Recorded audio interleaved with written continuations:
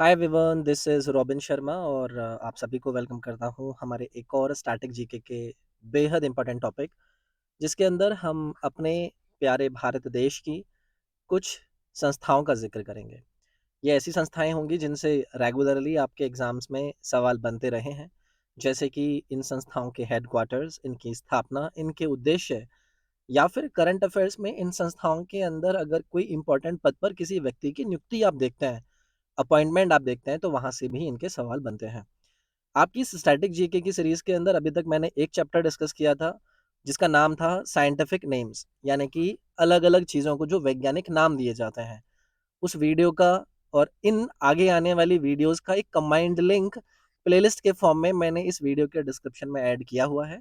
आप उसको चेकआउट कर सकते हैं। डिस्क्रिप्शन को विज़िट करके आप मेरे इंस्टाग्राम के इस यूज़र नेम पर जाकर डायरेक्ट लिंक भी आपको डिस्क्रिप्शन में मिल जाएगा या फिर टेलीग्राम का डायरेक्ट लिंक मिल जाएगा। ये सभी लिंक भी आपको इस वीडियो के डिस्क्रिप्शन में मिल जाएँगे। ये जो स्टैटिक जीके के टॉपिक्स हैं, जैसे कि साइंटिफिक नेम्स, आज मैं आपके साथ नेशनल ऑर्गेनाइजेशंस का जिक्र कर रहा हूँ, फिर मैं अंतर्राष्ट्रीय संस्थाओं का जिक्र आपसे करूंगा। ऐसे लगभग 27-28 टॉपिक की इस कंप्लीट प्लेलिस्ट का अगर आपको कंटेंट पीडीएफ फॉर्म में चाहिए, तो उसका लिंक भी मैंने इस वीडियो के डिस्क्रिप्शन में डाला हुआ है। आप वहां से जाकर उस पीडीएफ ई बुक को एक्सेस कर पाओगे। तो चलिए अपने सेशन को हम शुरू करेंगे। सवालों के फॉर्म में आपको चीज़ें दिखेंगी। पहली चीज़ आपसे पूछी जा रही है कि आरबीआई की स्थापना किसकी सिफारिश के आधार पर की गई थी। देखो, हम जब कभी भी किसी बड़ी संस्था के सेटअप को देखते हैं, तो हम वहाँ पर देखते हैं कि किसी बड़ी एजेंसी या फिर किसी बड़ी कमिटी ने रिकमेंड करा होता है उस करंट सिनेरियो के ऑब्जर्वेशंस को ध्यान में रखते हुए। तो मैं रिजर्व बैंक ऑफ इंडिया के सेटअप की बात कर रहा हूँ। आपको बताना है कि किस कमेटी की रिकमेंडेशन पर इसको सेटअप करा गया था। करेक्ट उत्तर आपका यहाँ पर रहेगा रॉयल कमीशन या फिर हिल्टन यंग कमीशन। एसएससी हो या फिर बाकी के एग्जामिनेशन हो, वहाँ पर बार-बार ऐसी चीज़ें पूछी गई हैं। तो 1926 के अंदर ये कमेटी इस रिकमेंडेशन को देती है कि भाई देखो, आपको 2 मुख्य उद्देश्य हैं, जिन पर आपको ऐसे एक एजेंसी या फिर ऐसी एक संस्था की ज़रूरत है। वो 2 मुख्य जो रिकमेंडेशंस थी, उसमें क्या था? ये चाहते थे कि आपको करेंसी के ऊपर एक सेपरेट कंट्रोल चाहिए। आपको ये नहीं चाहिए कि आपकी सरकार की जो ट्रेज़री है, उसका ही वहाँ पर इन्वॉल्वमेंट रहे। आप यहाँ पर सेपरेट करना चाहते हैं आपकी करेंसी और ट्रेज़री जो कि सरकार ही है, उसके ऊपर कंट्रोल को। दूसरा जो उद्देश्य इन्होंने सामने रखा था, वो उद्देश्य ये था कि भई आप जो भी बैंकिंग फैसिलिटीज़ अपने पूरे देश के अंदर देना चाहते हैं, उसको कोई रेगुलेट करना होना चाहिए। तो ये 2 मुख्य उद्देश्य थे जो कि हिल्टन यंग कमीशन ने सामने रखे और जिसके बाद आपको आरबीआई का सेटअप देखने के लिए मिलता है 1935 के अंदर। ठीक है? तो जो-जो बातें मैंने कही हैं कि आरबीआई की स्थापना 1935, हिल्टन यंग कमीशन मैंने आपसे ज़िक्र किया, मुख्य उद्देश्य और इनकी जो रिकमेंडेशन थी वो आपकी 1926 के अंदर रखी गई। जो रिकमेंडेशंस के अंदर आपको मुख्य उद्देश्य थे, जैसे कि मैंने आपसे कहा कि यहाँ पर आप करेंसी एंड ट्रेजरी के ऊपर सरकार के कंट्रोल के बीच में एक सेपरेशन लाना चाहते थे और भारत के अंदर या फिर कंट्री के अंदर जो बैंकिंग फैसिलिटीज़ थी, उसको आप बढ़ाना चाहते थे। तो ये मुख्य उद्देश्य थे आरबीआई के सेटअप को लेकर इस कमीशन की रिकमेंडेशन से रिलेटेड। अगला सवाल आपसे पूछ रहा है कि निम्नलिखित में से कौन-सा बैंक भारत के करेंसी नोट छापता है? बहुत आसान सा सवाल है, कोई दिक्कत नहीं आएगी किसी को भी। Reserve bank of India.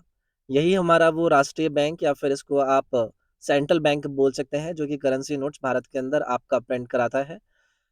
हालाँकि देखो, आरबीआई के पास ऐसे करेंसी को प्रिंट करने की पावर नहीं होती है, बट फिर भी सरकार के पास ये फाइनल डिसीजन यहाँ पर लेने का एक अधिकार होता है कि कौन-कौन से डिनोमिनेशंस को यहाँ पर इन्हें सर्कुलेट कराना है या नहीं कराना है। तो फिलहाल के लिए आप यहाँ पर ए विकल्प याद रखिएगा, आरबीआई। जो रिलेटेड जानकारियाँ हैं ना, वो भी मैंने आपको सेकंड स्लाइड पर ऐड करके प्रॉपर्ली दिखा रखी हैं। मैं उसको ज़्यादा आपको दोबारा से दिखाने में टाइम वेस्ट नहीं करूँगा। मैं हर चीज़ को क्वेश्चन के ऊपर ही आपको एक्सप्लेन कर दूँगा। अगला सवाल आपसे पूछ रहे हैं कि भारत का केंद्रीय बैंक है, इन 4 विकल्प में से कौन? बिल्कुल भी मुझे आपको पकाने का मन नहीं है, रिज़र्व बैंक ऑफ इंडिया। जिसको आप मुख्य तौर पर भारत के केंद्रीय बैंक या फिर सेंट्रल बैंक या फिर एक रेगुलेटरी बॉडी के रूप में जानते हैं, जिसकी मेन रिस्पॉन्सिबिलिटी क्या होती है?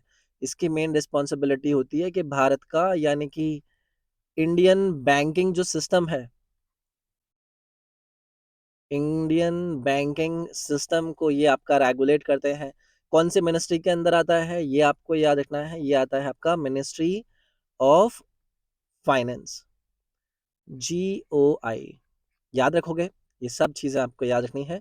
तो हमने यहाँ पर सेंट्रल बैंक के बारे में बात करी थी, आरबीआई इसका करेक्ट आंसर हो जाएगा। और जो भी मैंने आपसे बात करी है कि इसकी रिस्पॉन्सिबिलिटी क्या होगी, कंट्रोल करना, इश्यू करना, सप्लाई को मेंटेन करना भारतीय रुपये को। बाकी मैंने कौन सी मिनिस्ट्री के अंदर आता था वो भी आपको बता दिया, वो आप चीज़ें यहाँ पर भी देख पाओगे। अगला सवाल आपसे पूछ रहे हैं, रिजर्व बैंक ऑफ इंडिया को स्थापित किया गया किस साल के अंदर? पीछे भी मैं आपको बताकर आया था 1935 के अंदर। 1 अप्रैल, मैं पूरा का पूरा लिख देता हूँ, 1 अप्रैल 1935 ये आपकी वो तिथि है जब हमारे देश के इस सेंट्रल बैंक की स्थापना करी गई। फर्स्ट वर्ल्ड वॉर के बाद, मैं यहाँ पर लिख देता हूँ, फर्स्ट वर्ल्ड वॉर के बाद जो भी फाइनेंशियल इश्यूज थे या फिर फाइनेंशियल जो एक तरीके से ट्रबल्स देखने के लिए मिल रहे थे मार्केट के अंदर, तो वहाँ पर रॉयल कमीशन या फिर इंडियन करेंसी के इस फाइनेंशियल हिल्टन यंग कमीशन ने ये रिकमेंडेशन दी कि भैया देखो, आपको एक सेंट्रल लेजिस्लेटिव एक्ट की ज़रूरत है जहाँ पर आपके इस प्रकार की संस्था का होना बहुत ज़रूरी है। आरबीआई एक्ट आता है आपका 1934 में, जो कि फाइनली आपका 1935 के अंदर इस संस्था के स्थापना की बात करता है। ठीक है, बाकी चीज़ें देख लीजिएगा, जो जो मैंने एक्सप्लेन किया है वो सब चीज़ें आपकी यहाँ पर भी लिखी हुई हैं। अगला सवाल आपसे पूछ रहे हैं कि भारतीय रिजर्व बैंक जो केंद्र सरकार के बैंकर के रूप में कार्य करता है, इसकी स्थापना कब करी गई थी? अभी ऑलरेडी मैं पीछे आपको बताकर आया था। रिजर्व बैंक ऑफ इंडिया जो कि सेंट्रल गवर्नमेंट के बैंकर के रूप में काम करता है, 1 अप्रैल 1935 को इसको स्थापित किया गया। ठीक है, और अगर मैं आपसे बात करूं कि शुरुआती में इसको हेडक्वार्टर आप कहां पर देखते हैं, शुरुआती दौर में ये आपको नजर आता है आपका कोलकाता के अंदर। लेकिन बाद में इसको 1937 के अंदर परमानेंटली शिफ्ट कर दिया गया, कहां पर? मुंबई में। ठीक है, आगे आइएगा। ये सारी बातें आपके यहाँ पर लिखी हुई हैं। 1937 के अंदर मुंबई में आता है, उससे पहले ये कोलकाता के अंदर शुरुआती दौर में स्थापित था। कौन सा एक्ट था? 1934 का आपका reserve bank of India act था, और स्थापना आपको देखने के लिए मिली 1 अप्रैल 1935 को। अगला सवाल आपसे पूछ रहे हैं कि निम्नलिखित में से कौन भारतीय रिजर्व बैंक के पहले गवर्नर थे? Who among the following was the first governor of Reserve Bank of India? आपको मैंने पहले भी कहा था कि जब हम किसी भी संस्था की बातें करते हैं तो उसके पहले कौन गवर्नर थे, करंट गवर्नर कौन है, इस प्रकार के फैक्ट आपके रेगुलरली बनते हैं। तो जब आपसे पहले गवर्नर की बात करी जाएगी रिजर्व बैंक ऑफ इंडिया के, तो उसमें आपको नजर आएंगे आपके ओसबोन स्मिथ। ठीक है, तो ये आपको नजर आएंगे ओसबोन स्मिथ, ये आपको कुछ इस प्रकार के नजर आएंगे। और अगर आपसे पूछा जाएगा कि पहले भारतीय कौन थे जो कि आरबीआई के गवर्नर बने थे, तो उसमें नजर आएंगे आपके सर सीडी देशमुख। ठीक है, याद रखिएगा, बहुत ही इंपॉर्टेंट ये आपके सवाल हैं। अगला सवाल है, राष्ट्रीयकरण यानी कि नेशनलाइजेशन आरबीआई का आप इन चार विकल्प में से किस वर्ष में देखते हैं? तो जब हम भारतीय रिजर्व बैंक अधिनियम 1934 के बाद इस स्थापना होते हुए देखते हैं 1935 के अंदर अपने आरबीआई की, तो उस टाइम पर ये शुरुआती दौर में प्राइवेटली ओन्ड आपको नजर आता है। लेकिन जब मैं राष्ट्रीयकरण यानी कि भारतीय सरकार के अंडर में इसको आते हुए या फिर नेशनलाइजेशन की बात करता हूं, तो हमें ये 1949 नजर आता है। और मैंने अभी आपको पीछे भी बताया था कि कौन सी मिनिस्ट्री के अंदर काम करता है, मिनिस्ट्री ऑफ फाइनेंस। ठीक है, तो ये आपको कुछ बातें यहाँ पर याद रखनी थी। अगला सवाल आपसे पूछ रहे हैं कि भारतीय रिजर्व बैंक का जो मुख्यालय है वो इन चार विकल्प में से कहाँ पर है? ऑलरेडी मैंने आप लोगों को बताया था कि शुरुआती दौर में ये आपका कलकत्ता के अंदर स्टैब्लिश था, लेकिन 1937 के अंदर इसको परमानेंटली शिफ्ट कर दिया गया मुंबई के अंदर। याद रखोगे, नेशनलाइजेशन को लेकर 1949 के बारे में अभी मैं पीछे ऑलरेडी आपसे जिक्र कर ही चुका हूँ। बाकी आप देख जरूर लीजिएगा, ये जो मैंने एक्सप्लेनेशन ऐड कर रखे हैं ना अगली स्लाइड्स पर, इसको पॉज करके आप पढ़ भी लीजिएगा। वैसे ये बातें मैं खुद से बार बार आपको बोलकर बता ही रहा हूँ। ठीक है, चलिए अगला सवाल देखिए। Who was the first Indian governor जिसे रिजर्व बैंक ऑफ इंडिया का गवर्नर नियुक्त किया गया? ऑलरेडी मैं पीछे बताकर आ ही चुका था आपको, ये थे आपके सीडी देशमुख जी। ठीक है, तो ये पहले इंडियन गवर्नर थे जिसको इसके पद पर आपका यहाँ पर मौका मिला था। अगर मैं आपसे आरबीआई की बात करूं, आरबीआई की स्ट्रक्चरिंग की बात करूं, तो आप सभी को पता है कि एक होता है आपका गवर्नर और आपको चार नजर आते हैं, कौन? आपके deputy governor, sorry, deputy governors, ठीक है? ये चीज़ें आपको याद रखनी है। बाकी आप यहाँ पर पढ़ ज़रूर लीजिएगा, जैसे कि सीडी देशमुख के बारे में मैंने आपसे बात कर लिया और पहले भारतीय गवर्नर का नाम हमने इनको दे दिया, ये कुछ बातें हैं, आगे आइएगा। तो देखो आरबीआई से रिलेटेड हमने काफ़ी सारी चीज़ें देख ली, अब हम आते हैं हमारे सेबी के ऊपर। पहले सवाल आपसे पूछा जा रहा है कि यार ये जो सेबी है, इसकी फुल फॉर्म क्या है? यानी कि ये स्टैंड करता है इन 4 विकल्प में से किसको लेकर? तो securities and Exchange Board of India, ये आपका स्टैंड करता है सेबी, ठीक है? है क्या? एक रेगुलेटरी बॉडी है, मैं यहाँ पर लिख देता हूँ। रेगुलेटरी बॉडी का मतलब क्या होता है? जो रेगुलेट करते हैं, जो कि नियमन करते हैं, ठीक है? तो यहाँ पर जब मैं बात करता हूँ सेबी की, तो एक रेगुलेटरी बॉडी है जो कि हमारे कमोडिटी मार्केट के अंदर हर आपकी जो एक्टिविटीज़ है उनको मॉनिटर करते हैं। कौन सी मिनिस्ट्री के अंदर आता है? तो ये भी आपका मिनिस्ट्री ऑफ फाइनेंस के अंदर ही आता है, ठीक है भाई? ये चीज़ आपको याद रखनी है। तो बाकी जितनी बातें मैंने बताई हैं, वो सब बातें आप यहाँ पर भी लिखित तौर पर पढ़ सकते हैं। Securities and Exchange Board of India इसका फुल फॉर्म था। अगला सवाल आपसे पूछ रहे हैं कि ये जो security and Exchange Board of India यानी कि सेबी की हम बात कर रहे थे, इसकी स्थापना इन 4 डेट में किस टाइम पर आपको नज़र आती हैं?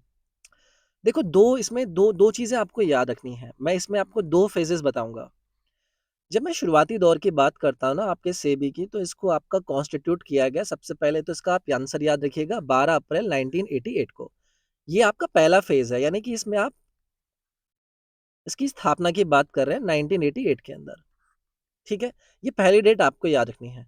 मैंने ऑलरेडी पीछे बता दिया कि देखो रेगुलेटरी बॉडी है जो कि सरकार की जो कमोडिटी मार्केट होता है उसको ये आपका रेगुलेट करते हैं। लेकिन उसके बाद इसको स्टैच्यूटरी पावर्स दे दी गई। स्टैच्यूटरी पावर्स के देने की मतलब ये है कि इसको वैधानिक शक्तियाँ दे दी गई। मैं यहाँ पे लिख देता हूँ। मतलब ये अपने हिसाब से अपने नियम कानून बना सकते हैं। तो ये आपको जो इनको स्टैच्यूटरी पावर को देने की बात है, तो ये इनको दी गई 30th एप जनवरी सॉरी 30th जनवरी 1992। ये कुछ चीज़ें आपको यहाँ पर याद रखनी है। स्थापना की बात करी जाएगी, यही रखना है।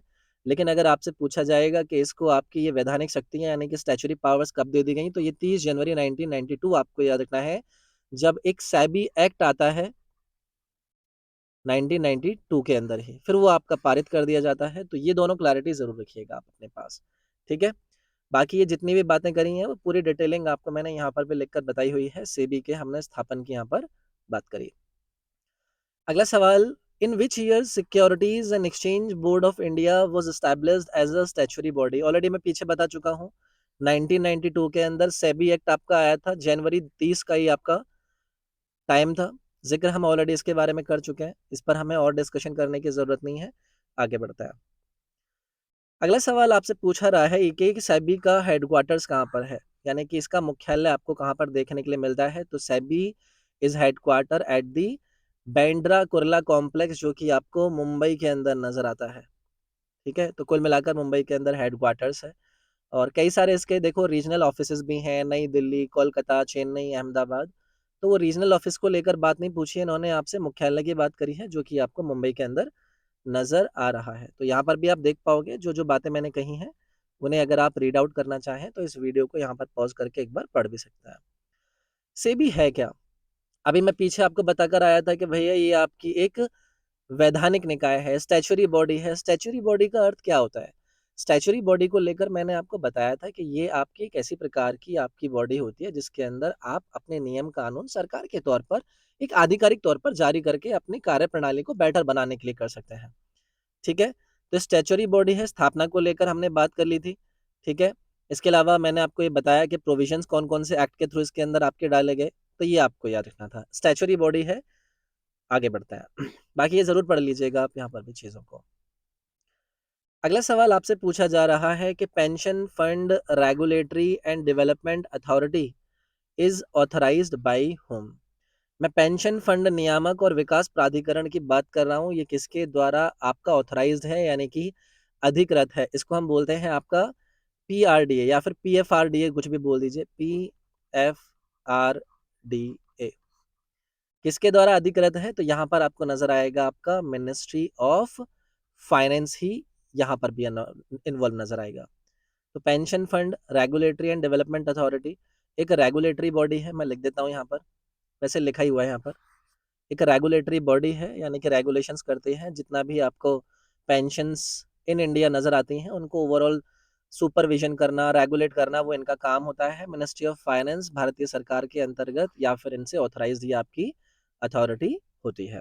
ठीक है, बाकी आप यहाँ पर भी पढ़ लीजिएगा। मिनिस्ट्री ऑफ फाइनेंस का मैंने बात कर ली, भारतीय सरकार के अंदर फुल फॉर्म आपको पता होना चाहिए, pension Fund Regulatory and Development authority इसका नाम है। अगला सवाल आपसे पूछ रहे हैं कि निम्नलिखित में से कौन सा प्राधिकरण राष्ट्रीय पेंशन योजना यानी कि नेशनल पेंशन स्कीम को नियंत्रित करता है। तो आप मुझे बताओ, अभी जो मैं पीछे आपको पीएफआरडीए का जिक्र करके आया था, जिसका नाम मैंने आपसे कहा था कि pension Fund Regulatory and Development authority, क्या उसका यही काम नहीं था कि जो आपकी पेंशन भारत के अंदर नजर आती हैं उनके ऊपर ओवरऑल सुपरविजन और रेगुलेशन करने का इसका अथॉरिटी होता है। तो एनपीएस, जिसको हम नेशनल पेंशन स्कीम के नाम से भी जानते हैं, उसको रेगुलेट करने की ऑथराइजेशन किसके पास होती है? आपके इसी पीएफआरडीए के पास होती है, जो कि मैंने ऑलरेडी बताया मिनिस्ट्री ऑफ फाइनेंस के साथ ये आपका अधिकृत डिपार्टमेंट होता है। ठीक है, याद रखोगे? याद रखना है। तो एनपीएस एक आपका डिफाइंड कंट्रीब्यूशन पेंशन सिस्टम है भारतीय सरकार के अंदर, जो कि आपका पीआर पीएफआरडीए इसको रेगुलेट करती है मिनिस्ट्री ऑफ फाइनेंस के अंतर्गत। ऑलरेडी हम इस पर जानकारी ले चुके हैं।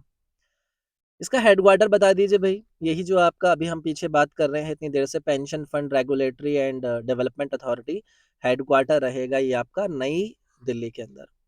ठीक है, याद रखोगे, हेडक्वार्टर से रिलेटेड है, बाकी ऑलरेडी मैं बता चुका हूँ। मिनिस्ट्री ऑफ फाइनेंस भारतीय सरकार, काम क्या था वो सब चीजें हमने देख रखी हैं। तो कर्मचारी भविष्य निधि संगठन, आपका हेड ऑफिस कहाँ पर है? दिल्ली के अंदर है। अगला सवाल, ये जो आपका पीएफआरडीए हमने बात कर रहे थे, इसकी स्थापना कब करी गई? स्थापना आपको देखने के लिए मिलेगी 23 अगस्त 2003। ठीक है, यानी कि 2003 को इसकी स्थापना करी गई। मैंने आपसे कहा रेजोल्यूशन लेकर आई थी भारतीय सरकार, जहां पर ये आपके पेंशन सेक्टर के अंदर चीज़ों को प्रमोट करना, डेवलप करना और इन सारी चीज़ों के ऊपर अपना ऑथराइजेशन रखने की बात करते हैं। तो याद रखिएगा 23 अगस्त 2003 को पीएफआरडीए की स्थापना करी गई थी। बाकी की जानकारी आप यहाँ पर भी ज़रूर ज़रूर ले लीजिएगा, ये वही जानकारी है जो मैं आपको एक्सप्लेन करता हूँ हर सवाल से रिलेटेड। अगला सवाल देखिए, राष्ट्रीय कृषि और ग्रामीण विकास बैंक यानी कि आपका national Bank for Agriculture and Rural development यानी कि नबार्ड, इसकी स्थापना कब करी गई? आपने एसएससी के पेपर अगर उठाकर देखे होंगे तो सभी को पता है कि ऐसे सवाल आपके पूछते जाता है। तो ये याद रखना है आपको, 12 जुलाई 1982, यानी कि यहाँ पर आपका विकल्प नंबर ए रहेगा करेक्ट। नबार्ड की हम बात कर रहे हैं, क्या है? मैंने आपसे कहा रेगुलेटरी बॉडी है, रेगुलेटरी बॉडी है जो भी आपका ओवरऑल रेगुलेशन होता है रीजनल रूरल बैंक्स का, उनके ऊपर इनका पूरा का पूरा काम होता है। National Bank for Agriculture and Rural development NABARD स्थापना को लेकर मैंने सवाल पूछा था, ये आपका 12 जुलाई 1982 को सेटअप करा गया, याद रखिएगा। ऑलरेडी बता चुका हूँ, national Bank for Agriculture and Rural development apex regulatory body है। ओवरऑल रेगुलेशन जो रीजनल रूरल बैंक्स का होता है वो ये देखते हैं। स्थापना के बारे में हमने जान लिया है, इसका लोगो भी जरूर देख लीजिएगा। एसएससी ऐसे सवाल भी पूछ चुकी है बीच में कि वो लोगो दे देते हैं, पूछते हैं कि बताइए किसका लोगो है। या फिर मान लीजिए कि आपको कल को केबीसी के अंदर जाने का मौका मिले तो वहां पर आप लोगो देखकर बता सकते हैं ना कि नाबार्ड का चिन्ह है। चलिए आ गया ये, नाबार्ड इन चार विकल्प में से आपका किससे संबंधित है, यानी कि किससे एसोसिएटेड है? फुल फॉर्म देखो, मैं बार बार नहीं बोलूंगा कि बार बार मैं आपको नबार्ड नबार्ड के national Bank for Agriculture and Rural development. तो देखो ये पूरी की पूरी आपकी आरबीआई की सब्सिडरी नहीं है। अब नहीं है, क्योंकि आरबीआई ने लगभग 99%, मैं लिख देता हूँ कि आरबीआई ने 99% जो स्टेक था वो आपका बेच दिया गवर्नमेंट ऑफ इंडिया को। ठीक है, हेडक्वार्टर को लेकर अगर मैं बात करूं, इसका कहाँ पर है? मुंबई के अंदर है। फाउंड कब करा गया था? ऑलरेडी मैं बता चुका हूँ, 12 जुलाई 1982 को इसका फाउंडेशन रखा गया। अब इसमें एसोसिएटेड किससे था? अभी इसके नाम में जो ये आरडी आ रहा है, इस आरडी से क्लियर नहीं है कि ये रूरल डेवलपमेंट से आपका संबंधित है? तो रूरल डेवलपमेंट आपका करेक्ट हो जाता है इसके अंदर, ठीक है? बाकी जो भी मैंने बातें करी हैं, वो आप यहाँ पर भी अच्छे से देख सकते हैं, हिंदी और अंग्रेजी दोनों लैंग्वेज में। इसकी जो पीडीएफ है, वो पीडीएफ का लिंक आपको इस वीडियो के डिस्क्रिप्शन में मिल जाएगा ई बुक के फॉर्म में। उसमें जितने भी टॉपिक हैं ऐसे स्टैटिक जीके के, वो सारे के सारे एडेड हैं। अगर वो लेना चाहते हैं तो आप वो भी ले पाओगे। इस नाबार्ड की फुल फॉर्म आपको बतानी है, तो देखो ऑलरेडी पीछे मैं चिल्ला चिल्ला कर बोल रहा था कि National Bank for Agriculture and Rural development is the full form of this bank. ठीक है, चलिए आगे बढ़ते हैं। बाकी ये जानकारी जरूर ले लीजिएगा। आगे आइए। अगला सवाल आपसे पूछ रहा है कि नाबार्ड का मुख्यालय कहाँ पर है। मैंने आपसे पिछले सवाल के अंदर भी डिस्कस किया था, जब हमने नाबार्ड के फुल फॉर्म की बात करी थी, तो यहाँ पर ये आपसे बात कर रहे हैं मुख्यालय यानी कि हेडक्वार्टर्स की। करेक्ट आंसर रहेगा आपका मुंबई। ठीक है, तो नाबार्ड या फिर national Bank for Agriculture and Rural development, apex development financial institution होता है भारत के अंदर। हेडक्वार्टर को लेके मैंने यहाँ पर आपको बताया कि ये आपका मुंबई के अंदर है। बाकी रिलेटेड जानकारियाँ जो मैंने अगली स्लाइड पर आपको दे रखी है ना, उसको पॉज करके अगर आप देखना चाहें तो भी देख सकते हैं। इस वीडियो के डिस्क्रिप्शन में ई बुक का लिंक भी दिया गया है, वहां से पूरा का पूरा कंटेंट आप पीडीएफ के फॉर्म में डाउनलोड कर ही पाओगे। अगला सवाल आपसे पूछ रहे हैं कि कौन सा बैंक किसानों को दीर्घकालीन ऋण देता है, यानी कि which bank gives long term loans to farmers. कौन सा रहेगा? वही जिसके बारे में अभी तक हम चर्चा कर रहे हैं, यानी कि नाबार्ड। तो नाबार्ड किसानों या फिर जो भी ग्रामीण कारीगर या फिर उसके अलावा और भी कोई ऐसे मीडियम टर्म के रिफाइनेंस की ज़रूरत वाले लोग होते हैं ना, उनको ये क्रेडिट प्रोवाइड करने का काम आपका नाबार्ड करता है। अगर किसी भी किसान को टेक्नोलॉजी अपग्रेडेशन करना हो ताकि वो अपनी कृषि के अंदर जो उत्पादन है यानी कि प्रोडक्शन है उसको इंक्रीज करना चाहता है, या फिर वो अपनी प्रोडक्टिविटी को इंक्रीज करना चाहता है, तो ऐसी चीज़ों को लेकर हमेशा ऋण की ज़रूरत तो होती है। तो इसको लेकर लॉन्ग टर्म रोल या फिर लॉन्ग टर्म जो लोन्स हैं वो प्रोवाइड करने का काम करता है नाबार्ड। ये सारी जानकारी आप यहाँ पर भी देख पाओगे। अगला सवाल आपसे पूछ रहे हैं कि स्मॉल इंडस्ट्री डेवलपमेंट बैंक, जिसको हम सिडबी के नाम से जानते हैं, इसको स्थापित किया गया किसके अंडर में? स्मॉल इंडस्ट्रीज डेवलपमेंट बैंक, पहले तो आपसे कई बार यही पूछा गया है कि बताइए कि सिडबी के अंदर जो ये आपका कोई भी नाम दे देंगे, उस नाम का आपसे फुल फॉर्म पूछ लेंगे। ठीक है, कभी डी का मतलब बताओ, आई का मतलब बताओ, ऐसे सवाल कई बार एसएससी के अंदर बन चुके हैं। तो ये आपका under an act of parliament के थ्रू स्थापित किया गया था। यानी कि सिडबी है क्या? तो भारत में जो आपका माइक्रो स्मॉल एंड मीडियम, जिसको आप सूक्ष्म लघु और मध्यम उद्यमों की बात करते हैं, इंटरप्राइजेस की बात करते हैं, उनके एरिया के अंदर अगर उनको कोई प्रचार करना हो, उनको अगर मान लीजिए कि कोई फाइनेंसिंग करनी हो, डेवलपमेंट करना हो, उसको लेकर उन लोगों को ये क्या कराते हैं? फाइनेंशियली सपोर्ट प्रोवाइड करते हैं। ठीक है, अगर आपसे पूछा जाएगा कि इसको आपका इन चार विकल्प में से किसके तहत स्थापित किया गया था, तो under the act of parliament, जो कि आपका 2 अप्रैल 2020 नहीं 1990 को आपका आया था। तो ये आपको यहाँ पर याद रखना है। अगर मैं आपसे आपके सिडबी के हेडक्वार्टर की बात करूं तो ये आपको नजर आएगा लखनऊ में। ठीक है, स्पेलिंग गलत कर दी। ये आपका बन जाएगा LUCKNOW, जो कि आपको उत्तर प्रदेश राज्य की राजधानी के रूप में नजर आता है। ठीक है, बाकी की सारी जानकारी आपको मैंने यहाँ पर भी मेंशन करके दे रखी है। आगे बढ़ते हैं। अगला सवाल आपसे पूछ रहे हैं कि विच of the following is the apex regulatory body in India for overall regulation and licensing of micro finance institutions in India. क्या कह दिया इसने? ये पूछ रहा है कि भारत में माइक्रो फाइनेंसिंग संस्थानों के समग्र विनियमन और लाइसेंसिंग के लिए भारत की निम्नलिखित चार विकल्प में से कौन सी वो आपकी संस्था है जो कि सर्वोच्च नियामक है। तो अभी मैं जिसका जिक्र कर रहा था आपसे सिडबी का, वही इसके अंदर आपको एपेक्स रेगुलेटरी बॉडी के रूप में नजर आएगी। ठीक है, ओवरऑल लाइसेंसिंग करना हो, किसी भी रेगुलेशंस के अंदर काम करना हो, जिसमें कि आपका माइक्रो स्मॉल और मीडियम एंटरप्राइजेस आपके आते हैं, उन सभी कंपनीज को इसके अंडर में आना होता है। मिनिस्ट्री ऑफ फाइनेंस के अंदर में आपका ये आपकी जो आपका सेट भी है वो अपना काम करता है। डी विकल्प आप लोगों का यहाँ पर करेक्ट होता। अगला सवाल आपसे पूछ रहे हैं सिडबी की फुल फॉर्म क्या है। ऑलरेडी मैं पीछे आपसे डिस्कस कर चुका था। Small Industries Development Bank of India, SIDBI आपका करेक्ट आंसर रहेगा। क्या काम करता है वो ऑलरेडी मैं आपको बता चुका हूं। Small Industries Development Bank of India is the full form of SIDBI.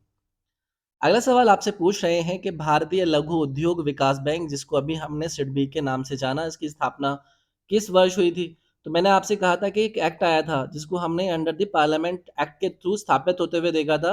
अप्रैल 2 1990 का ये आपका टाइम था जिस टाइम पर सिडबी की स्थापना की बात हम सुनते हैं। डिस्कशन कर चुके हैं, बाकी की जानकारी आप यहाँ पर भी ले पाओगे। अगला सवाल पूछ रहे हैं, सिडबी का मुख्यालय आपको इन चार विकल्प में से किस शहर के अंदर नजर आ रहा है? तो आप मुझे बताइए, क्या मैंने लखनऊ का जिक्र आपसे इसको लेकर नहीं किया था? उत्तर प्रदेश के लखनऊ के अंदर सिडबी का आपको हेडक्वार्टर नजर आता है। 2 अप्रैल 1990 के थ्रू एक्ट ऑफ पार्लियामेंट के द्वारा इसको स्थापित करा गया था। उद्देश्य हम जान चुके हैं, to promote finance and for developing micro small and medium enterprises. बाकी का ये इनको आपको हेडक्वार्टर लखनऊ के अंदर इस प्रकार से दिख जाता है। अगला सवाल आपसे पूछ रहे हैं, national housing bank in India was established as a fully owned subsidiary of which of the following? क्या कह दिया इसने? भारत में राष्ट्रीय आवास बैंक निम्नलिखित में से किसके पूर्ण स्वामित्व वाली सहायक कंपनी के रूप में स्थापित किया गया था? मतलब किसके सब्सिडरी ओन के रूप में आप national housing bank in India को यहाँ पर स्थापित करने की बात कर रहे हो? ये आएगा आपका under the reserve bank of India. ठीक है, एनएचबी या फिर नेशनल हाउसिंग बैंक मैं यहाँ पर लिख देता हूँ। अभी जो मैंने नेशनल हाउसिंग बैंक की बात करी है ना, जिसे हम एनएचबी के नाम से जानते हैं, एक पूरा का पूरा owned subsidiary reserve bank of India का आपका ये अलायंस है। अगर मैं बात करूं इसके सेटअप की, तो वो भी याद रखिएगा। इसमें आपको याद रखना है 9 जुलाई 1988 नेशनल हाउसिंग एक्ट आता है 1987 के अंदर, जिसके द्वारा इसको यहाँ पर सेट करने की बात हुई। ठीक है, रिजर्व बैंक ऑफ इंडिया का एक सब कंप्लीट ओन सब्सिडरी पार्ट है, ये भी आपको याद रखना है। बाकी संबंधित जानकारी आप यहाँ पर भी देख पाओगे। अगला सवाल, नेशनल हाउसिंग बैंक को सेटअप करा गया इन चार विकल्प में से कब? अभी मैंने पीछे आपको बताया था कि 1987 के अंदर आपका एक्ट आता है और 1988 के अंदर फाइनली ये आपका सेटअप आपको 9 जुलाई 1988 को देखने के लिए मिलता है। ठीक है, मिनिस्ट्री ऑफ फाइनेंस के जुरिस्डिक्शन के अंदर आता है, भारत सरकार का ही आपका ये यहाँ पर इन्वॉल्वमेंट आपको देखने के लिए मिलता है। ओके, बाकी का सब जिक्र मैंने आपसे आपके एक्सप्लेनेटेड वाली स्लाइड के ऊपर भी किया हुआ है। अगला सवाल आपसे पूछा जा रहा है, हेड ऑफिस कहाँ है भाई? ये जो आपका अभी हम डिस्कस कर रहे हैं एनएचबी, तो इसके मुख्यालय यानी कि नेशनल होम बैंक स्थापना को लेकर हम ऑलरेडी जान चुके हैं। आपसे हेड ऑफिस के बारे में पूछा जाएगा तो वो आपको नजर आएगा न्यू दिल्ली के अंदर। ओके, बाकी का आपको इस प्रकार से इसका गेट देखने के लिए मिलेगा, जाना चाहें तो बिल्कुल जाइएगा। स्थापना कब हुई थी, कहाँ पर हेड ऑफिस है, ऑलरेडी हम सवालों के रूप में डिस्कशन कर चुके हैं। अगला सवाल पूछा जा रहा है कि निम्नलिखित में से कौन सा TRAI का सही पूर्ण रूप है? Which of the following is the correct full form of the TRAI? बार बार आप अपनी न्यूज के अंदर इसका नाम सुनने के लिए देखते रहते हैं, तो telecom regulatory authority of India, जिसका शॉर्ट फॉर्म TRAI के रूप में आता है नजर। इसका करेक्ट आंसर रहेगा आपका विकल्प number B, telecom regulatory authority of India. अब देखो, जिन संस्थानों का मैं आपका यहाँ पर जिक्र कर रहा हूँ ना, इनको आप न्यूज में भी देखोगे कि कभी किसी के एमडी के पद पर किसी को नियुक्त कर दिया जाएगा, कभी किसी के चेयरमैन के पद पर किसी को नियुक्त कर दिया जाएगा, तो वहां पर आपका इंटरेस्ट अच्छे से बना रहे, इसलिए ऐसी इंडियन या फिर भारत की जो इंपॉर्टेंट ऑर्गेनाइजेशंस हैं, इनके बारे में हमें पता होना चाहिए। तो TRAI की फुल फॉर्म हमने जान ली। TRAI का जो मिशन होता है वो क्या होता है? यहाँ पर हमारे टेली कम्युनिकेशन जो इंडस्ट्री होती है, उसकी कंडीशंस को ग्रो करना, उनको नर्चर करना, एक अलग प्रकार की रफ्तार हमारे देश के अंदर जो इंफॉर्मेशन सोसाइटी है उसके रोल को यहाँ पर लीड करने में हेल्प करना, तो ये इनके ऑब्जेक्टिव्स के रूप में आपको नजर आते हैं। फिलहाल हमें फुल फॉर्म के बारे में पूछा था, वो हमने यहाँ पर जान लिया।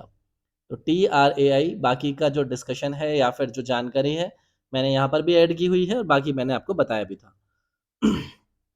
TRAI एक आपकी वैधानिक निकाय है, स्टैच्यूटरी बॉडी है, सेटअप करा गया गवर्नमेंट ऑफ इंडिया के द्वारा। ये आपकी संबंधित है यानी कि एसोसिएटेड है इन चार विकल्प में से किसके साथ?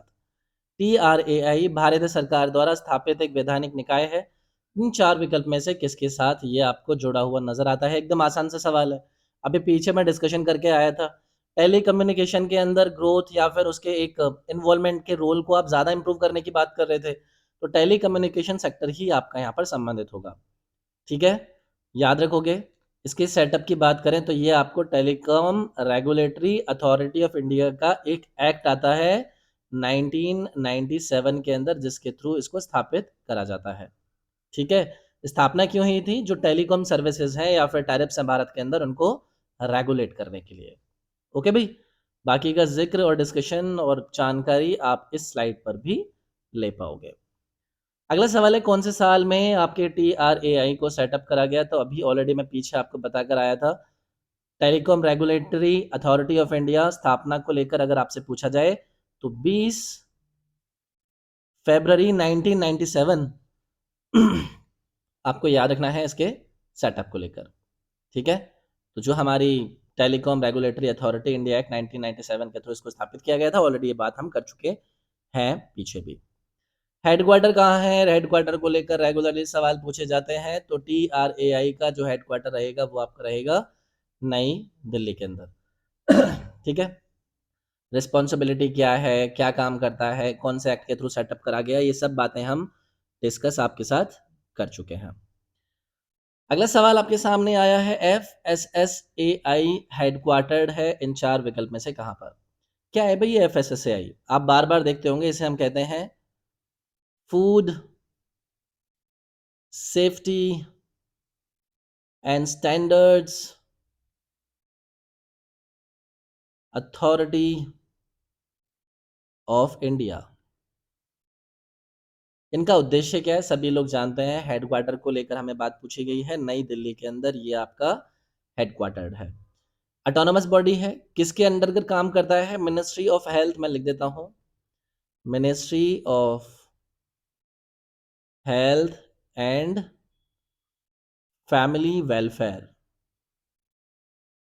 इस मिनिस्ट्री के अंतर्गत एज ऑटोनोमस बॉडी काम करता है। स्थापना को लेकर पूछा जाए, अगस्त 2011 को इसकी स्थापना करी गई थी, जहां पर फूड सेफ्टी से संबंधित जो भी चीजें हैं उनको रेगुलेट करना, उनको सुपरवाइज करने का काम ये करती है। हेडक्वार्टर लेकर हमसे बातें पूछी गई, न्यू दिल्ली के अंदर हमने इसका हेडक्वार्टर देखा। अगला सवाल आपसे पूछा जा रहा है कि food safety and standard authority of India यानी कि FSSAI इन चार विकल्प में से किसके अंतर्गत आता है? तो पीछे भी मैंने आपको बताया था कि ministry of health and family welfare के अंतर्गत ये आपका आता है। एक food safety and standards act आया था आपका 2006 के अंदर, जहां पर एक ऐसी ऑटोनोमस बॉडी को सेटअप करने की बातें शुरू हुई थी और फाइनली आपके 2011 के अंदर इसकी स्थापना कर दी गई थी।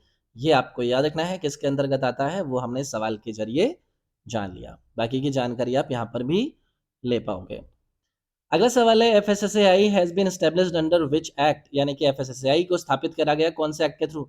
अभी पीछे बताया था मैंने आपको, 2006 के अंदर आपका ये food safety and standard act आता है।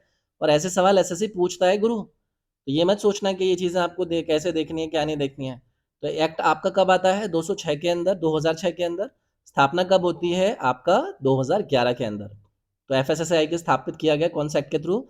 ये हमने जाना आपके इस 2006 के एक्ट के थ्रू। अगला सवाल आपसे पूछा जा रहा है कि FSSAI में एक अध्यक्ष और कितने सदस्य होते हैं? तो देखो, ये मेंबर संबंधित चीजें पूछती जाती हैं। इनका जो एक्ट होता है, जैसे कि FSSAI का जो भी एक्ट था उसके अंदर मल्टीपल प्रोविजंस रखे जाते हैं कि कितने मेंबर होंगे, कौन चेयरपर्सन होगा, कैसे कैसे लोग आएंगे। तो इसमें आपको याद रखना है कि टोटल आपको नंबर नजर आते हैं इसमें 22। ठीक है, एक चेयरपर्सन आपको यहाँ पर नजर आता है, लिख देता हूँ। एक चेयरपर्सन आपको नजर आएगा और उसके बाद आपको साथ में 22 मेंबर्स नजर आएंगे। ये एक चीज आपको यहाँ पर याद रखनी है। तो उन्होंने आपके चेयरमैन के साथ कितने मेंबर्स को लाने की बात करी थी, वो हमने इसका आंसर दे दिया। बाकी की जानकारी आप यहाँ पर भी ले सकते हैं।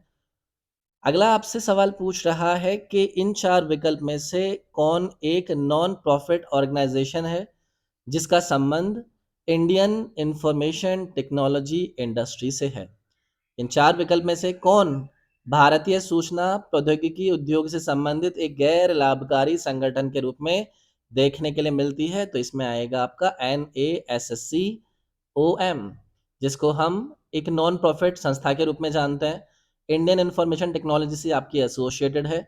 अगर इसके फुल फॉर्म की बात करी जाए तो इसमें आ जाएगा आपका national association of software and service companies, ठीक है? तो ये इसका फुल फॉर्म है। हमने संबंध जाना था कि इसका आपका इंडियन इन्फॉर्मेशन टेक्नोलॉजी से संबंध रहेगा, नासकॉम आपका यहाँ पर करेक्ट उत्तर रहेगा। अगले सवाल को देखते हैं। सवाल आपसे पूछ रहा है कि हेडक्वार्टर्स नासकॉम का सिचुएटेड है इन 4 विकल्प में से कहाँ पर? पिछले सवाल के अंदर भी देखा था कि मैंने आपसे बताया था कि ये जो आपका national association of software and services company जिसको हम नासकॉम से जानते हैं, उत्तर प्रदेश के नोएडा के अंदर आपको इसका मुख्यालय देखने के लिए मिलता है। स्थापना को लेकर भी हम चर्चा कर चुके हैं। 1988 के अंदर आपकी इस नासकॉम की स्थापना करी गई थी।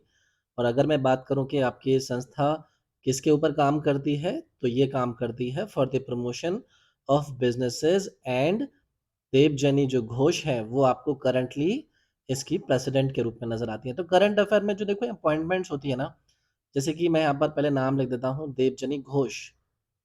तो ये न्यूज़ में करंट में आपकी ऐसी संस्थाओं के अगर हेड, प्रेसिडेंट, एमडी, सीएमडी इनकी नियुक्ति होती है तो वो हमें देखना होता है। फिलहाल सवाल हमसे हेडक्वार्टर के बारे में पूछ रहा था, वो हमने जाना नोएडा।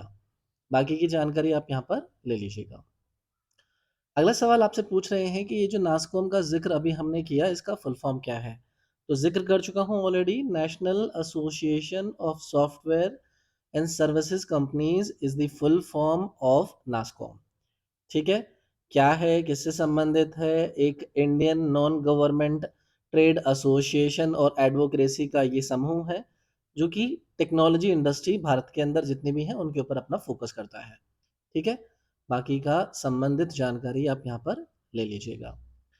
अगला सवाल आपसे पूछा जा रहा है कि स्थापना कब करी गई थी आपकी इसी संस्था की जिसको हम नासकॉम से नाम से जान रहे थे। 1988 ऑलरेडी जिक्र हम कर चुके हैं। आपका हेडक्वार्टर नोएडा के अंदर था। फुल फॉर्म हमने जान लिया है। कब स्थापना हुई ये हमने जान लिया है। किसके ऊपर इनका फोकस रहता है वो भी हमने जान लिया है। ठीक है?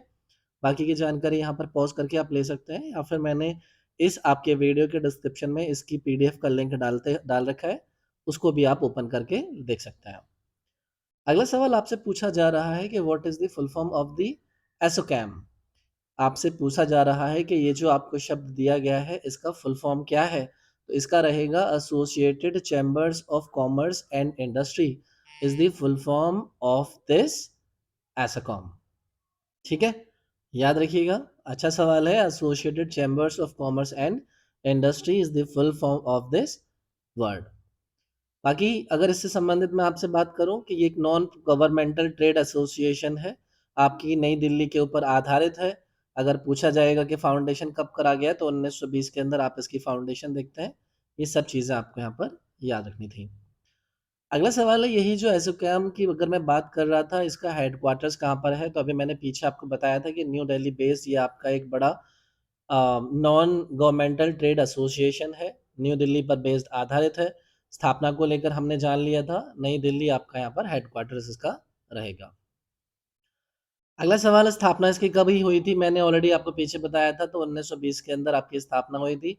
और बाकी की चीज़ें भी मैं आपको बता चुका हूँ। लीडिंग इंडिया ट्रेड एसोसिएशन के रूप में देखने के लिए मिलता है।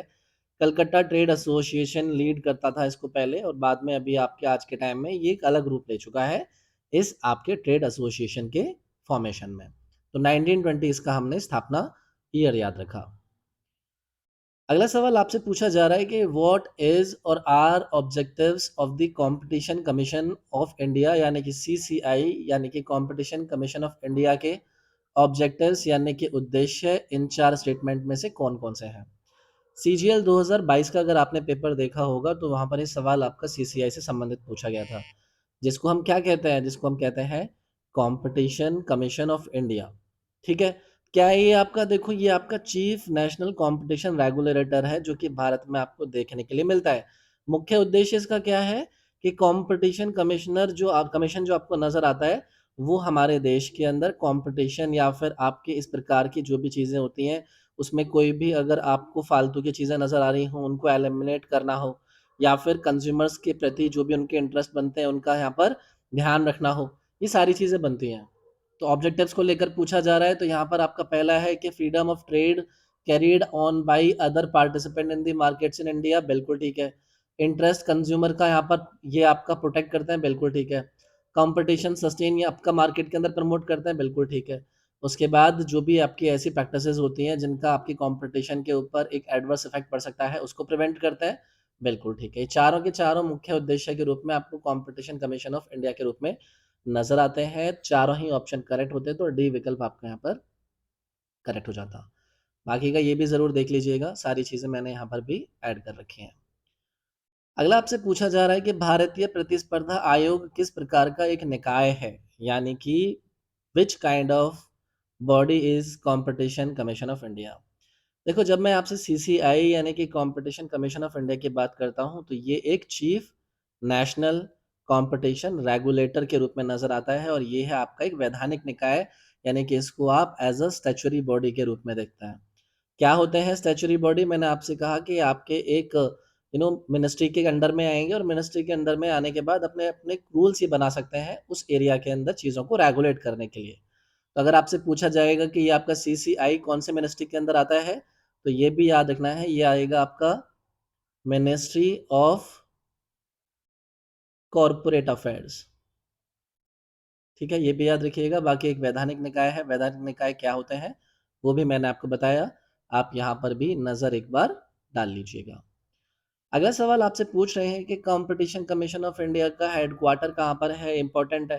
पहली चीज़, स्थापना अगर आपसे पूछी जाए तो वो भी याद रखिएगा, 14 अक्टूबर 2003 को स्थापना करी गई। हेडक्वार्टर को लेकर अगर सवाल पूछा जाएगा तो न्यू दिल्ली के अंदर आपको ये हेडक्वार्टर नज़र आएगा। ठीक है? तो ये चीज़ आपको याद रखनी है। अगर आपसे ये पूछा जाएगा कि यार ये जो आपका सीसीआई है इसके फर्स्ट चेयरमैन कौन बने? मान लीजिए कि कल को आपसे सवाल पूछा जाए तो इसमें आपको नज़र आएँगे धनेंद्र धनेंद्र कुमार। ठीक है भाई? तो करंटली जो भी आपका ऐसे बड़ी-बड़ी एजेंसी में अगर आप न्यूज़ में सुनते हैं ना, ऐसे किसी एजेंसी के किसी एमडी या फिर कोई भी नई नियुक्ति होती है तो उस पर ध्यान चला जाना चाहिए। इसीलिए हमें ये एजेंसीज़ और ऐसी संस्थाओं के बारे में पता होना चाहिए। तो नई दिल्ली के अंदर इसका हेडक्वार्टर था, बाकी एक बार आप यहाँ पर भी जानकारी ले लीजिएगा। सीएसआईआर की फुल फॉर्म आपको बतानी है। सीएसआईआर बहुत इंपॉर्टेंट एजेंसी, बार बार आप इसके बारे में न्यूज़ में सुनते रहते हैं। पहली चीज़ तो आंसर हो जाएगा, council for scientific and industrial research is the full form of CSIR. आपसे पूछा जाएगा कि इसकी स्थापना कब हुई, तो 1942 को सीएसआईआर की स्थापना करी जाती है। अपने आप में एक ही ऑटोनोमस बॉडी होता है जिसका प्रेसिडेंट कौन होता है? इसके प्रेसिडेंट होते हैं देश के प्राइम मिनिस्टर। ये चीज़ें आपको याद रखनी है। ठीक है? तो यहाँ पर इसकी फुल फॉर्म पूछी थी, council for scientific and industrial research इसका आंसर हो जाएगा। बाकी की संबंधित जानकारी एक बार यहाँ पर पॉज़ कर अगर आप देखना चाहें तो देख सकते हैं। स्थापना आपसे पूछी जा रही है, ऑलरेडी मैं पीछे आपको बता चुका हूँ कि 1942 के अंदर आपके इस साइंटिफिक एंड इंडस्ट्रियल रिसर्च की काउंसिल की स्थापना हुई है। मैंने ऑलरेडी आपसे कहा ऑटोनोमस बॉडी होती है और largest research and development organisation देश के अंदर हमें ये देखने के लिए मिलती है। 1942 क्या था इसका स्थापना ईयर था। अगला सवाल आपसे पूछ रहे हैं कि यार इसका हेडक्वार्टर्स कहाँ पर है, तो अभी मैंने आपको पीछे बताया था कि ये हेडक्वार्टर्ड है नई दिल्ली के अंदर ही। स्थापना को लेकर हमने जान लिया, करता क्या है? ऑब्वियसली लीडिंग साइंटिफिक और टेक्नोलॉजी रिसर्च ऑर्गेनाइजेशन है हमारे देश का, जो कि क्या करता है? ये रिसर्चर्स, डेवलपर्स, लोकलाइज़ या फिर टेक्नोलॉजीज़ को डिफ्यूज़ करने की बात करता है और हमारी सोशियोनॉमिक प्रॉस्पेरिटी को तेज़ी से बढ़ाने का काम करता है। तो ए विकल्प आपका यहाँ पर करेक्ट रहता। बाकी मैंने हेडक्वार्टर को लेकर आपसे कहा, नई दिल्ली के अंदर ये आपका हेडक्वार्टर्ड है। अगला सवाल आपसे पूछा जा रहा है कि निम्नलिखित में से कौन वैज्ञानिक और औद्योगिक अनुसंधान परिषद के अध्यक्ष के रूप में कार्य करता है, यानी कि कौन इसके प्रेसिडेंट के रूप में काम करता है, किसके? सीएसआईआर के। तो ऑलरेडी अभी मैंने पीछे बताया था, देश के प्रधानमंत्री काम करते हैं इसके प्रेसिडेंट के रूप में। ठीक है? बाकी की बातें मैं ऑलरेडी कर चुका हूँ, जो भी संबंधित जानकारी है वो इसके एक्सप्लेनेटरी वाली स्लाइड के ऊपर आप पढ़ ज़रूर लीजिएगा।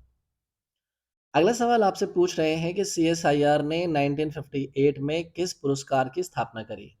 तो सीएसआईआर ने एक अवार्ड की भी स्थापना करी है। कब करी है? 1958 के अंदर करी है और अगर आपसे पूछा जाएगा कि वो कौन सा है, तो ये है Shanti Swarup Bhatnagar prize. Option number C आपका यहाँ पर करेक्ट हो जाएगा। ये भी याद रखना है कि स्थापना कब करी? 1958 के अंदर करी। अगर आपसे पूछा जाएगा कि ये जो शांति स्वरूप भटनागर प्राइज, इसके फर्स्ट रेसिपेंट कौन थे, फर्स्ट प्राप्तकर्ता कौन थे, तो इसमें आपको नजर आ जाएंगे करीमनिकम श्री, अरे की स्पेलिंग सही से नहीं लिख रही है, श्री निवासा कृष्णन। ठीक है, तो याद रखिएगा ऑप्शन नंबर सी आपका यहाँ पर करेक्ट हो जाता। अच्छा सवाल था ये भी। 5 लाख का अवार्ड और यहाँ पर आपको एक साइटेशन सर्टिफिकेट दिया जाता है। आगे आइए। CSO की फुल फॉर्म को लेकर आपसे सवाल पूछ रहे हैं, ये आपका स्टैंड करता है किसको लेकर, central statistical organisation. Option number D आपका यहाँ पर करेक्ट रहेगा। तो एक सरकारी एजेंसी है, कौन सी आपके मिनिस्ट्री के अंदर आती है, ये आती है ministry of statistics and programme implementation. Ministry of statistics and programme implementation के अंदर आपका CSO आता है, जिसे हम सेंट्रल स्टैटिस्टिकल ऑर्गेनाइजेशन के रूप में जानते हैं, CSO। ठीक है, बाकी का ये भी यहाँ पर आपका लिखा गया है कि इसका जो उद्देश्य होता है वो क्या होता है, एडवाइजरी सर्विसेज प्रोवाइड करना, किसको, स्टैटिस्टिकल एजेंसीज को, पब्लिक रिलेशंस के बीच में बातें करना, इंटरनेशनल स्टैटिस्टिकल बॉडीज के साथ में काम करना, नेशनल अकाउंट्स को यहाँ पर पब्लिश करना। तो ये आपको यहाँ पर याद रखना है। अगला सवाल आपसे पूछ रहे हैं कि कौन सा संगठन सांख्यिकी योजना और कार्यक्रम कार्यान्वित मंत्रालय के अधीन आता है। Ministry of statistics planning and programme implementation के अधीन आने वाले आपको संस्था का नाम यहाँ पर लेना था। तो अभी मैंने पीछे आपसे बात करी थी, CSO इसके अंदर आता है। ये चीज आपको याद रखनी है। अगेन अच्छे सवाल के रूप में था, सवाल को घुमाकर पूछने के कई तरीके हो सकता है, आपको हर चीज को लेकर तैयार रहना है। CSO लोकेटेड कहाँ पर है, यानी कि सेंट्रल स्टैटिस्टिकल ऑर्गेनाइजेशन, जो कि कौन से मिनिस्ट्री से संबंधित था, आपका ministry of statistical programme implementation से। सेटअप कब करा गया था, 1951 के अंदर इसको सेटअप करा गया था, कैबिनेट सेक्रेटरी के साथ में। प्राइमरी ऑब्जेक्ट यही था कि टेक्निकल लीडरशिप प्रोवाइड करेगा। और अगर मैं आपसे बात करूं कि ये आपका लोकेटेड कहाँ पर है, तो ये आपको दिल्ली के अंदर लोकेटेड नजर आता है। बाकी की यहाँ पर भी जानकारी ले लीजिएगा, मैंने आपकी स्लाइड्स भी ऐड कर रखी हैं ताकि किसी भी स्टूडेंट को वो वाली प्रॉब्लम ना हो कि सर PDF नहीं दिया है। अगला है CPCB, यानी कि सेंट्रल पॉल्यूशन कंट्रोल बोर्ड, जो कि अपने आप में एक स्टैट्यूटरी ऑर्गेनाइजेशन है। इसको कॉन्स्टिट्यूट करा गया विच ऑफ द फॉलोइंग एक्ट के थ्रू, यानी कि इन 4 विकल्प में से वो कौन सा आपका एक्ट है जिसके साथ में या फिर इसके अधिनियम के दौरान केंद्रीय प्रदूषण नियंत्रण बोर्ड को एक वैधानिक संगठन के रूप में यहाँ पर गठित किया गया। करेक्ट उत्तर रहेगा water prevention and control of pollution act 1974।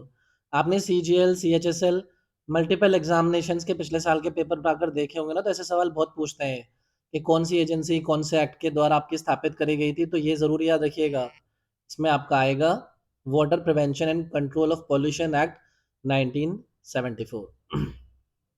बाकी का जानकारी आप यहाँ पर भी ले लीजिएगा। आगे बढ़ते हैं। प्रदूषण को नियंत्रित करने के लिए देश का शीर्ष संगठन कौन सा है, कंट्री का टॉप ऑर्गेनाइजेशन कौन सा है जो कि यूज हो रहा है पॉल्यूशन को कंट्रोल करने के लिए।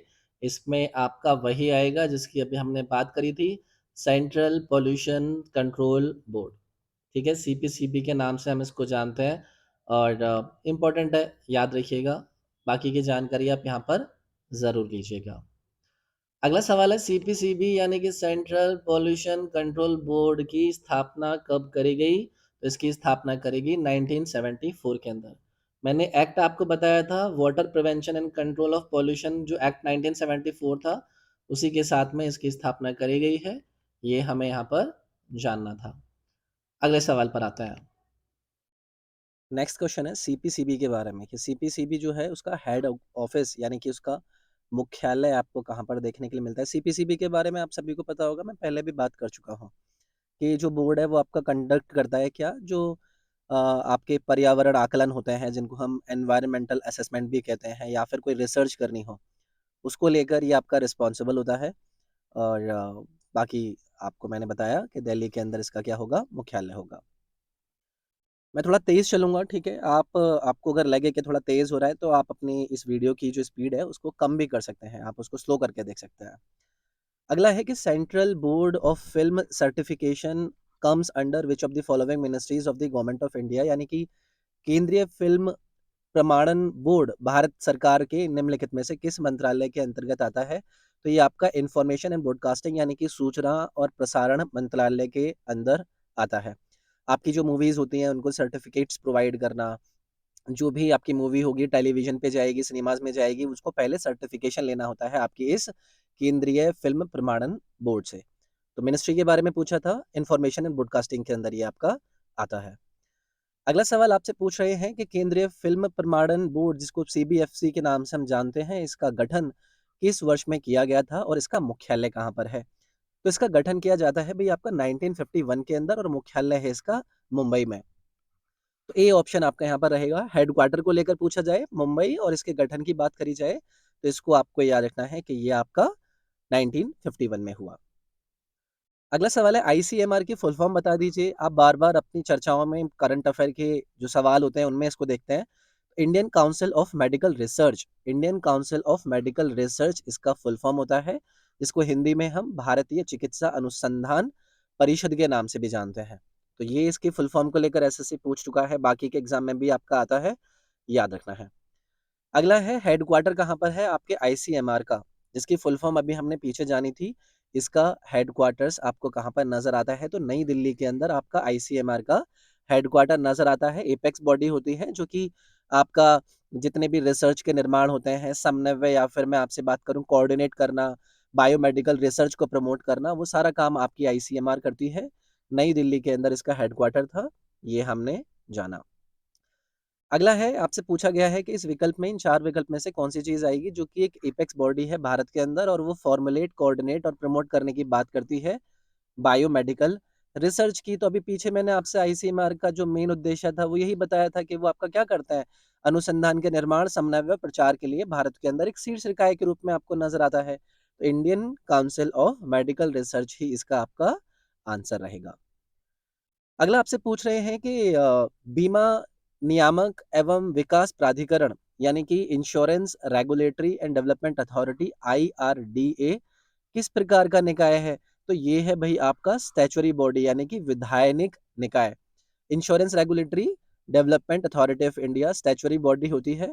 पार्लियामेंट के अंदर एक आपका एक्ट आया था, उस एक्ट के जरिए 1999 के अंदर इसको आपको सामने लाया गया था।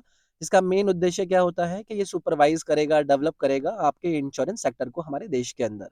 तो क्या है ये आपका वैधानिक निकाय है, आईआरडीए की मैं बात कर रहा था। अगला सवाल है कि भारतीय बीमा विनियामक और विकास प्राधिकरण का मुख्यालय आपका कौन से शहर में है? यानी कि आईआरडीएआई के हेडक्वार्टर को लेकर बात करी गई है। तो पहले देखो ये जो आपका था 2001 तक दिल्ली के अंदर आपको नज़र आता था, लेकिन 2001 में इसको हैदराबाद के अंदर शिफ्ट कर दिया गया था। तो डी ऑप्शन आपका यहाँ पर करेक्ट हो जाता। आईआरडीए के बारे में मैंने बता चुका हूँ। किसके अंदर काम करता है? वैसे सवाल आपसे आगे भी पूछा जाएगा, लेकिन अगर कल को पूछा जाए तो मिनिस्ट्री ऑफ फाइनेंस के अंतर्गत ये आपको एक्ट करती हुई नज़र आती है। आगे आइए। अगला सवाल आपसे पूछ रहे हैं कि निम्नलिखित में से कौन भारत के बीमा क्षेत्र को नियंत्रित करता है, यानी कि कौन रेगुलेट करता है इंश्योरेंस सेक्टर जो कि भारत के अंदर नजर आता है। अभी बात करी थी हमने आईआरडीएआई के, यानी कि insurance regulatory and Development authority. Act आया था, कब आया था? 1999 के अंदर, जिसके बाद आपको फाइनली इसको सेटअप कर दिया गया था। आगे आइए। अगला सवाल आपसे पूछ रहे हैं कि भारतीय कृषि अनुसंधान परिषद, जिसको हम Indian Council of agricultural research के नाम से भी जानते हैं, जिसे पहले imperial council of agriculture research के नाम से जाना जाता था, इसकी स्थापना आपको इन 4 विकल्प में से कब नज़र आती है? तो पहली चीज़ स्थापना को लेकर पूछा है, तो ये आपको याद रखना है 16th जुलाई। और 16 जुलाई कब का? 1929 का। तो हम आईसीएआर की स्थापना की बात कर रहे थे। एक बड़ी आपकी बॉडी है, पहले किस नाम से जाना जाता था वो हमने यहाँ पर डिस्कशन कर लिया। और आपका सब 1929 के टाइम में आपका एक एग्रीकल्चर से रिलेटेड कमीशन हुआ करता था, जिसको हम रॉयल कमीशन फॉर एग्रीकल्चर कहा करते थे, उसको रिपोर्ट करने का ही काम करता था। एक एक्ट आया था आपका 1860 के अंदर, वहाँ से पहली बार इसकी शुरुआत हुई थी कि भई ऐसे करके एक बॉडी होनी चाहिए, वो ये सारा का सारा काम करेगी। लेकिन अगर मैं आईसीआर के एक्जिस्टेंस की बात करूँ, तो 1929 के अंदर ये आपको आना नज़र शुरू होता है। अगला सवाल पूछ रहे हैं कि ये जो आईसीएआर जिसकी अभी हम बात कर रहे थे, यानी कि Indian Council of agriculture research की हम बात कर रहे थे, इसका हेडक्वार्टर यानी कि मुख्यालय क्या है? तो भाई इसका मुख्यालय है आपके दिल्ली के अंदर, ठीक है? तो ऑटोनोमस ऑर्गेनाइजेशन है, department of agriculture research and education के अंदर ये आपकी आती है। Ministry of agriculture and farmers welfare भारतीय सरकार के अंतर्गत ये काम करता है। आईसीएआर की हम यहाँ पर बात कर रहे थे। अगला सवाल आपसे पूछा जा रहा है कि भाई जो ये आईसीएआर का हम बात कर रहे हैं, ये एक ऑटोनोमस बॉडी है, रिस्पॉन्सिबल है किसको लेकर? कोऑर्डिनेट करना एग्रीकल्चर को और रिसर्च को हमारे देश के अंदर। फुल फॉर्म क्या था? तो डिस्कशन इसका हम कर चुके हैं, Indian Council of agriculture research इसका फुल फॉर्म था। बाकी संबंधित जानकारी भी हम जान चुके हैं आपकी इस ऑर्गेनाइजेशन से, ठीक है? अगला सवाल आपसे पूछ रहे हैं कि भारतीय अंतर्देशीय जलमार्ग प्राधिकरण जिसको हम inland waterways authority of India के नाम से जानते हैं, उसका मुख्यालय कहाँ है? तो भाई इसका मुख्यालय है आपका नोएडा का अंदर। इनलैंड वाटरवेज अथॉरिटी की मैं बात कर रहा था, नोएडा के अंदर ये आपका आता है। और कौन सी मिनिस्ट्री के अंदर आता है? Ministry of ports and waterways, उसके अंदर ये आपका काम करता है। मुख्यालय को लेकर सवाल था, नोएडा के अंदर ये आपका आएगा। इसके कई सारे रीजनल ऑफिस भी हैं। रीजनल ऑफिसेज आपको पटना में मिलता है, कोलकाता में मिलता है, गुवाहाटी, कोची जैसी जगहों पर मिलता है। तो वो रीजनल ऑफिसेज हैं इस आपकी अथॉरिटी के। अगला सवाल है एलआईसी को लेकर के। भाई एलआईसी ऑफ इंडिया की स्थापना किस साल करी गई है? तो पार्लियामेंट ऑफ इंडिया के अंदर एक life life insurance corporation act आता है आपका 19 जून 1956 को। इसके बाद आपके एलआईसी कॉरपोरेशन को क्रिएट करा जाता है फाइनली 1 सितंबर 1956 के अंदर। 1 सितंबर 1956 के अंदर। ये आपको बात रखना है। ऑब्जेक्टिव क्या है कि भाई जो लाइफ इंश्योरेंस का हमारे देश के अंदर सेक्टर है उसको स्प्रेड करने के लिए कि पर्टिकुलर एरिया के अंदर लोगों को ज़्यादा से ज़्यादा इसका फ़ायदा पहुंचाया जा सके, रीजनेबल कॉस्ट पे लोगों को इंश्योर करा जा सके। तो 1956 के अंदर इसको लाया गया। आगे बढ़ते हैं। अगला सवाल आपसे पूछा जा रहा है कि अभी हमने जो एलआईसी की बात करी है उसका हेडक्वार्टर्स कहाँ पर है? एसएससी और बाकी के एग्जाम्स बार बार पूछ चुके हैं, मुंबई के अंदर एलआईसी का हेडक्वार्टर है। इंडिया का लार्जेस्ट इंश्योरेंस कंपनी है और लार्जेस्ट इंस्टीट्यूशनल इन्वेस्टर के रूप में भी आपको नजर आता है। मिनिस्ट्री ऑफ फाइनेंस के अंतर्गत ये आपका काम करता है, ठीक है? आगे आइए। नीति आयोग की सिफारिश पर किस संगठन ने भारतीय चिकित्सा परिषद का स्थान लिया? नीति आयोग ने रिकमेंडेशन किया है। हम बात कर रहे हैं किसने रिप्लेस कर दिया? मेडिकल काउंसिल ऑफ इंडिया को करेक्ट आंसर रहेगा नेशनल मेडिकल कमीशन। तो medical council of India replace करके आपका क्या बन गया? नेशनल मेडिकल कमीशन बन गया है। और ये आपका पार्लियामेंट के अंदर एक आपका बिल आया था, उसको पास होने के बाद जो राष्ट्रपति हैं उनके अप्रूवल के बाद 8 अगस्त 2019 को नेशनल मेडिकल कमीशन कर दिया गया, ठीक है? आगे आइए। अगला सवाल है राष्ट्रीय चिकित्सा आयोग जिसकी अभी हम बात कर रहे थे, यानी कि नेशनल मेडिकल कमीशन के पहले अध्यक्ष कौन आपको नजर आए थे? ये हैं आपके सुरेश चंद्र शर्मा, ठीक है? एनएमसी नेशनल मेडिकल कमीशन के पहले चेयरमैन के पद के बारे में आपसे पूछा जाएगा तो सुरेश चंद्र शर्मा को यहाँ पर नियुक्त किया गया है। ये दिल्ली एम्स के चीफ थे उस टाइम पर, तो इनको बनाया गया था। अच्छा, आप में से कोई भी लोग अगर इन सारी पीडीएफ को लेना चाहते हैं, ये सारी पीडीएफ आपको चाहिए, तो इस वीडियो के डिस्क्रिप्शन में आपकी इस कंप्लीट स्टैटिक जीके के टॉपिक्स की ई बुक का लिंक मैंने डाला हुआ है, आप उसको एक्सेस कर सकते हैं, ठीक है? चलिए भाई आगे बढ़ते हैं। राष्ट्रीय चिकित्सा आयोग यानी कि अभी जो मैंने एनएमसी नेशनल मेडिकल कमीशन की बात करी, उसके मुख्यालय को लेकर आपसे पूछा जाएगा तो ये आपका रहेगा कहाँ पर? आपके दिल्ली के अंदर, ठीक है? हेडक्वार्टर दिल्ली के अंदर है। एक रेगुलेटरी बॉडी है जिसके अंदर आपको 33 मेंबर्स नजर आते हैं, मेडिकल प्रोफेशनल्स वो होते हैं। ये आपको याद रखना है। मेडिकल काउंसिल ऑफ इंडिया को इसने रिप्लेस कर दिया था। ये सभी चीजें हम ऑलरेडी पीछे जान चुके थे। अगला सवाल आपसे पूछा जा रहा है कि नेशनल सेफ्टी काउंसिल को सेटअप करा गया था भारत के अंदर कब? नेशनल सेफ्टी काउंसिल एक non profit self financing body होती है जो कि नेशनल लेवल पर काम करती है देश के अंदर। इसको सेटअप करने की बात करी जा रही है तो आपको ये याद रखना है 4 मार्च 1966 आपका नेशनल सेफ्टी काउंसिल को सेटअप करा गया। उत्तर हो जाएगा आपका 1966, ठीक है? स्थापना इसकी क्यों करी गई थी कि यहाँ पर ये जनरेट करेंगे, डेवलप करेंगे कि जो एक सेफ्टी वॉलंटरी मूवमेंट है हेल्थ या फिर एनवायरनमेंट से संबंधित, उसके ऊपर ध्यान दिया जा सके। किसके अंडर में काम करता है? तो ये आता है आपका मिनिस्ट्री ऑफ लेबर के अंदर में, ठीक है? मिनिस्ट्री ऑफ लेबर, या फिर आप ये बोल सकते हैं कि सरकार के श्रम मंत्रालय द्वारा इसको स्थापित किया गया था। ओके? अगला सवाल आपसे पूछ रहे हैं कि राष्ट्रीय शैक्षिक अनुसंधान और प्रशिक्षण परिषद, जिसको हम national council of educational research and training NCERT के नाम से जानते हैं, इसकी स्थापना कब हुई थी? बहुत इंपॉर्टेंट है, 1961 आपको याद रखना है कि एनसीईआरटी की स्थापना 1961 के अंदर करी गई थी भारतीय सरकार के द्वारा, कि भाई जो सेंट्रल और स्टेट गवर्नमेंट्स होती हैं, उनके जो भी प्रोग्राम होते हैं स्कूल एजुकेशन को लेकर, उनको ये आपका क्या प्रोवाइड कर सके, उनको असिस्ट कर सके, उनका सहयोग कर सके, उनको कोई एडवाइस दे सके। तो उसको लेकर 1961 के अंदर इसको स्थापित किया गया था। एनसीईआरटी की हम बात कर रहे थे। एनसीईआरटी की फुल फॉर्म क्या है? अभी मैंने पीछे आपको बताया था, national council of educational research and training. देखो मैं फिर से कहूँगा, वीडियो अगर आपको तेज़ लग रही है तो आप इसको स्लो करके भी देख सकते हैं, और जो मैं आपको इसका एक्सप्लेनेशन वाला पार्ट दिखाता हूँ, इसको आप पॉज़ करके भी पढ़ सकते हैं, ठीक है? अगला सवाल आपसे पूछा जा रहा है कि इन 4 विकल्प में से किसका हेडक्वार्टर लोकेटेड है सर अरबिंदो मार्ग, नई दिल्ली के अंदर? तो अभी जो हम एनसीईआरटी की बात कर रहे थे, उसका हेडक्वार्टर आपका नई दिल्ली के अंदर है, सर अरबिंदो मार्ग में ये आपको नज़र आता है। मैंने ऑलरेडी आपको बताया 1961 के अंदर स्थापित है। एक आपकी बॉडी है जो कि स्टेट और आपकी सेंट्रल जो यूनिवर्सिटीज़ होती हैं, वहाँ पर आपका एडवाइस और सपोर्ट करने के लिए इस माइंडसेट से इसको स्थापित किया गया था।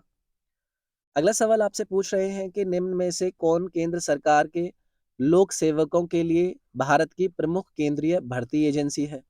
यानी कि हम बात कर रहे हैं कि कौन सी इंडिया की प्रीमियर सेंट्रल रेगुलेटिंग एजेंसी है, जो कि गवर्नमेंट के पब्लिक सर्वेंट्स को यहाँ पर क्या करती है? रिक्रूट करने का काम करती है।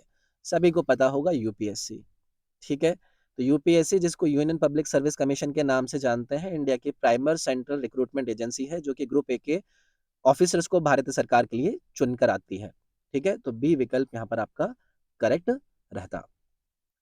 अगला आपसे पूछ रहे हैं कि संघ लोक सेवा आयोग के सदस्यों को नियुक्त करने की शक्ति किसके पास होती है? सभी को पता होगा, प्रेसिडेंट के पास।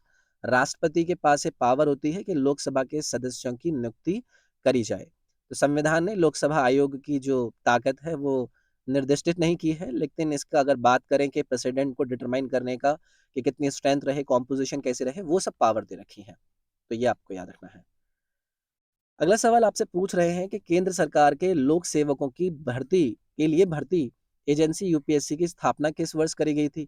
यूपीएससी की हिस्ट्री की जब बात होती है तो वो आपको नजर आती है 1926 के अंदर। फर्स्ट अक्टूबर 1926 को आपको याद रखना है, जब आपके इस यूपीएससी की ग्रुप ए और ग्रुप बी के सेंट्रल सर्विसेज के अंदर रिक्रूट करने को लेकर फॉर्म किया गया है। तो 1926 फर्स्ट अक्टूबर याद रखना है। यूपीएससी का हेडक्वार्टर कहाँ पर है? यूपीएससी का हेडक्वार्टर आपको नजर आता है दिल्ली के अंदर। बाकी संबंधित जानकारियां मैंने आपको बता रखी हैं, क्या करती है, क्या एग्जाम लेती है, क्या क्या एक्शन लेती है, वो सब चीजें हेडक्वार्टर दिल्ली में नजर आता है। अगला सवाल है, संघ लोक सेवा आयोग यूपीएससी के पैनल में टोटल कितने मेंबर होते हैं? तो टोटल 9 से 11 मेंबर आपको यूपीएससी के पैनल के अंदर नजर आते हैं, ठीक है? तो ये सारी की सारी चीज़ें हैं, आप सभी को पता होना चाहिए, जिसमें कि एक चेयरमैन होते हैं, जो हर सदस्य होता है इसका, उनके पास 6 इयर्स का उनका टर्म होता है, या फिर वो उससे पहले 65 एज के हो जाएँ, ये इनका क्राइटेरिया होता है, ठीक है? जो भी पहले आ जाता है, वो आपका इनके एज क्राइटेरिया होता है, या फिर इनकी सर्विस का क्राइटेरिया होता है। 9 से 11 मेंबर यूपीएससी के अंदर आपको नज़र आते हैं।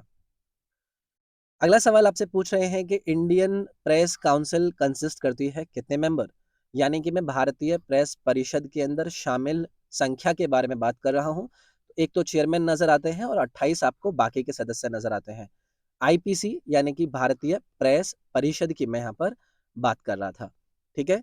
चेयरमैन और 28 मेंबर्स आपको नजर आएंगे। ये जो प्रिंट मीडिया है उसको ओवरसी करने का काम करती है, उसको देखती है कि क्या चीज़ें चल रही हैं, क्या चीज़ें नहीं चल रही हैं। IPC, Indian press council.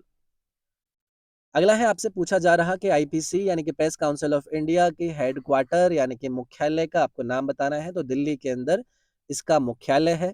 Self regulatory watchdog है, जो भी प्रेस और या फिर प्रेस के संबंध में कोई भी चीजें नजर आती हैं वहां पर नजर आता है।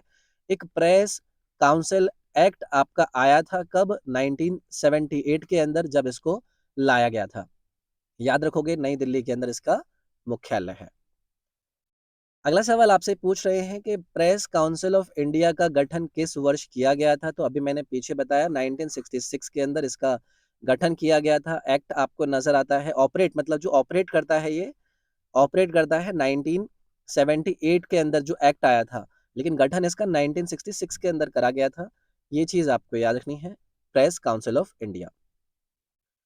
अगला सवाल आपसे पूछ रहे हैं कि भारतीय खेल प्राधिकरण यानी कि एसएआई यानी कि स्पोर्ट्स अथॉरिटी ऑफ इंडिया को फॉर्म करा गया कब? तो ये आपको याद रखना है, जनवरी 1984 के अंदर स्पोर्ट्स अथॉरिटी ऑफ इंडिया का गठन किया गया। ठीक है, स्टेब्लिश किया था कि भाई जो स्पोर्ट्स हैं या फिर स्पोर्ट्स टैलेंट को एक्सप्लोर करना हो, यंग एज के लोगों को न्यूट्रिशन प्रोवाइड करना हो, स्पोर्ट्स कंपटीशन को ऑर्गेनाइज कराना हो, उनको फैसिलिटीज प्रोवाइड करनी हो, ये सारा काम करती है स्पोर्ट्स अथॉरिटी ऑफ इंडिया, जिसको 1984 के अंदर गठित किया गया। अगला है, भारतीय खेल प्राधिकरण का नया नाम क्या है? अगर हम बात करें कि स्पोर्ट्स अथॉरिटी ऑफ इंडिया का नाम क्या है, तो ये है भाई आपका स्पोर्ट्स इंडिया। ठीक है, तो former union minister of youth affairs और स्पोर्ट्स राज्यवर्धन सिंह राठौर ने एक्चुअली ये अनाउंस किया था कि जो national sports body sports authority of India है उसको अब स्पोर्ट्स इंडिया के नाम से जाना जाएगा। तो ये भी चीज़ चर्चा में रहती है, क्या काम करती है वो मैंने ऑलरेडी आपको पीछे बता दिया था। अगला सवाल है, भारतीय खेल प्राधिकरण यानी कि स्पोर्ट्स अथॉरिटी ऑफ इंडिया का मुख्यालय हेडक्वार्टर्स कहाँ नजर आता है? तो नई दिल्ली के अंदर इसका हेडक्वार्टर है। याद रखिएगा, फॉर्मेशन 1984 हमने जान लिया था। किस मिनिस्ट्री के अंदर आता है? Department of sports, ministry of youth affairs and sports के अंदर ये आपका काम करता है। अगला है, निम्नलिखित में से कौन सा भारत में खेलों के विकास के लिए भारत का सर्वोच्च राष्ट्रीय खेल निकाय है? कौन सा रहेगा? Sports authority of India. अभी ऑलरेडी पीछे मैं आपको बताकर आ रहा हूँ कि ये हमारे देश की एपेक्स नेशनल स्पोर्ट्स बॉडी है, जो कि हमारे देश के अंदर खेलों के ऊपर विकास को लेकर काम करती है। अगला सवाल आपसे पूछ रहे हैं कि कृषि और प्रसंस्कृत खाद्य उत्पाद निर्यात विकास प्राधिकरण, जिसको हमने agriculture and processed food products exports development authority के नाम से जानते हैं, इसका मुख्यालय कहाँ पर है? इसको एपिडा के नाम से भी जाना जाता है। इसका मुख्यालय भी आपका नई दिल्ली के अंदर है। ठीक है, काम क्या करती है ऑलरेडी मैंने आपको बता दिया। एपेक्स बॉडी है जो कि trade promotion activity government body के अंदर काम करती है। मिनिस्ट्री ऑफ कॉमर्स और इंडस्ट्री के द्वारा इसको आपका सेटअप करा गया था, ये भी आपको याद रखना है। अगला सवाल आपसे पूछा जा रहा है, नाफेड एक कोऑपरेटिव ऑर्गेनाइजेशन है, किस लेवल पर ये काम करता है? नाफेड नेशनल लेवल ऑर्गेनाइजेशन है, मिनिस्ट्री ऑफ एग्रीकल्चर के अंदर भारत सरकार के अंदर ये आपका काम करते हुए नजर आती है। फुल फॉर्म अगर हमें नाफेड की आपको बताऊं तो यहाँ पर लिख देता हूं, national agriculture cooperative marketing federation of India, ये इसका फुल फॉर्म है। और मैंने जैसे कि बताया कि नेशनल लेवल की ये आपकी क्या है, एक ऑर्गेनाइजेशन है, मिनिस्ट्री ऑफ एग्रीकल्चर के अंतर्गत आती है। फुल फॉर्म भी हमने इसकी जान ली। अगला सवाल पूछा जा रहा है कि ये जो अभी मैंने आपको नाफेद के बारे में बताया कि इसकी स्थापना कब करी गई, तो देखो 2 अक्टूबर 1958 को आपके इस नाफेद की स्थापना करी जाती है। महात्मा गांधी जी के बर्थडे पर एक्चुअली में इसकी फाउंडेशन रखी गई थी कि भाई जो भी एग्रीकल्चर प्रोडक्ट का प्रोड्यूस का ट्रेड है वो कैसा हो, रिसोर्सेज अक्रॉस नेशन कैसे हो, उन सभी पर ही करने का काम करता है। नाफेड इसका नाम था। अगला सवाल पूछ रहे हैं कि राष्ट्रीय स्तर पर कृषि सहकारी विपणन की सर्वोच्च संस्था का नाम क्या है? तो अभी जो मैंने आपसे नाफेड का डिस्कशन किया है, ये आपकी एपेक्स बॉडी है एग्रीकल्चर कोऑपरेटिव मार्केटिंग की नेशनल लेवल पर। मेरे ख्याल से अब नहीं भूलोगे आप इन चीज़ों को। ये जो नाफेड नाफेड हम कर रहे हैं, इसका हेडक्वार्टर कहाँ पर है? तो देखो इसका आपका हेडक्वार्टर नजर आएगा नई दिल्ली के अंदर। डी विकल्प आपका यहाँ पर करेक्ट होगा, नई दिल्ली के अंदर आपका ये नजर आता है। 4 रीजनल ऑफिस भी हैं, जिसमें कि एक तो आपका दिल्ली हो गया, एक मुंबई हो गया, एक चेन्नई हो गया और एक आपका कोलकाता हो गया। हेडक्वार्टर लेकिन नई दिल्ली के अंदर है। अगला सवाल है, भारतीय खाद्य निगम की स्थापना खाद्य निगम अधिनियम 1964 के तहत किस साल में की गई थी, जिसका प्राथमिक उद्देश्य खाद्यान्न और अन्य खाद्य पदार्थों की खरीद, भंडारण, स्थानांतरण, परिवहन, वितरण की और बिक्री करना था। हम बेसिकली एफसीआई की बात कर रहे हैं।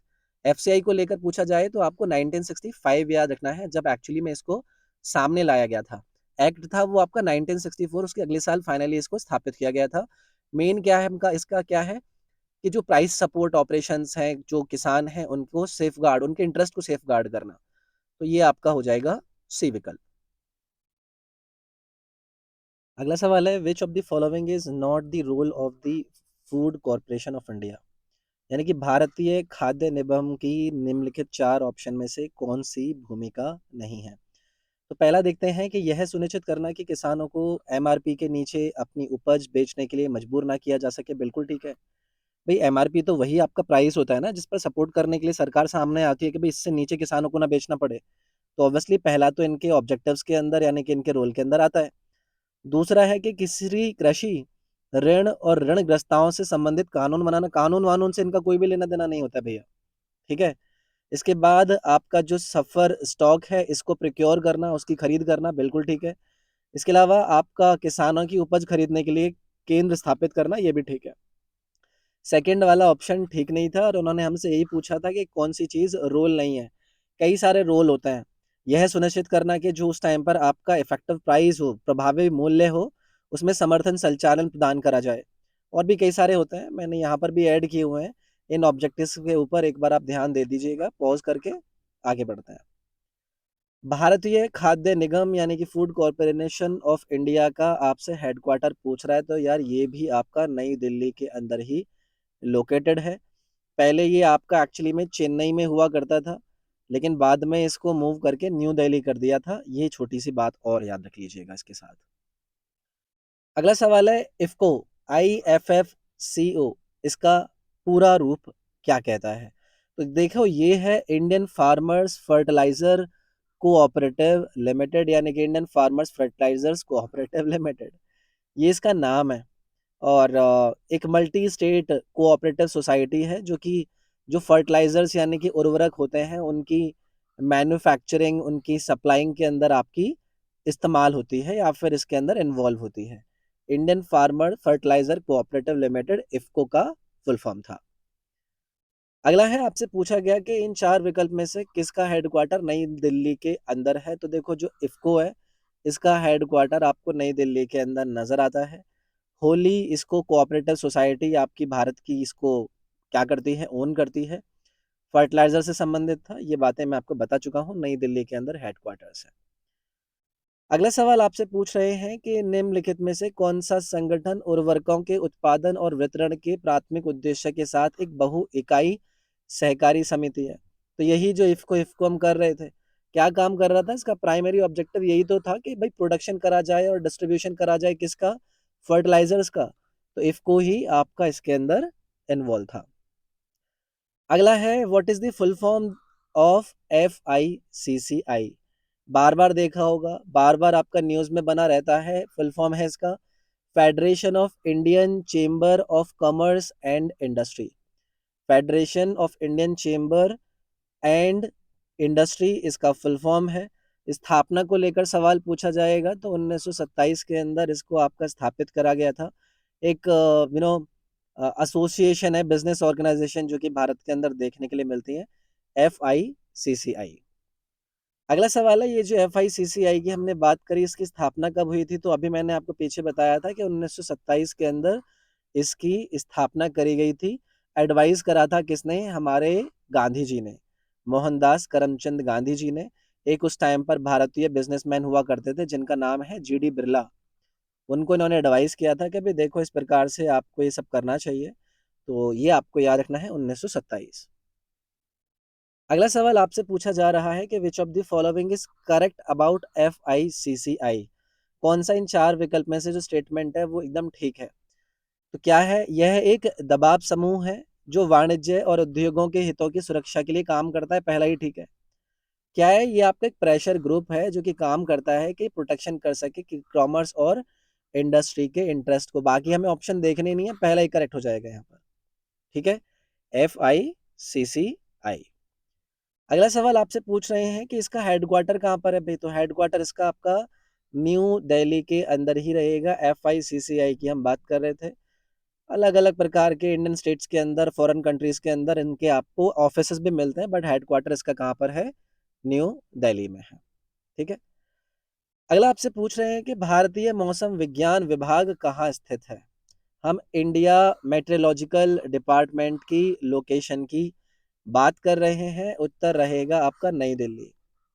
बार-बार आप देखते रहते हैं कि एक आपकी ऐसी एजेंसी है जो कि किससे संबंधित है?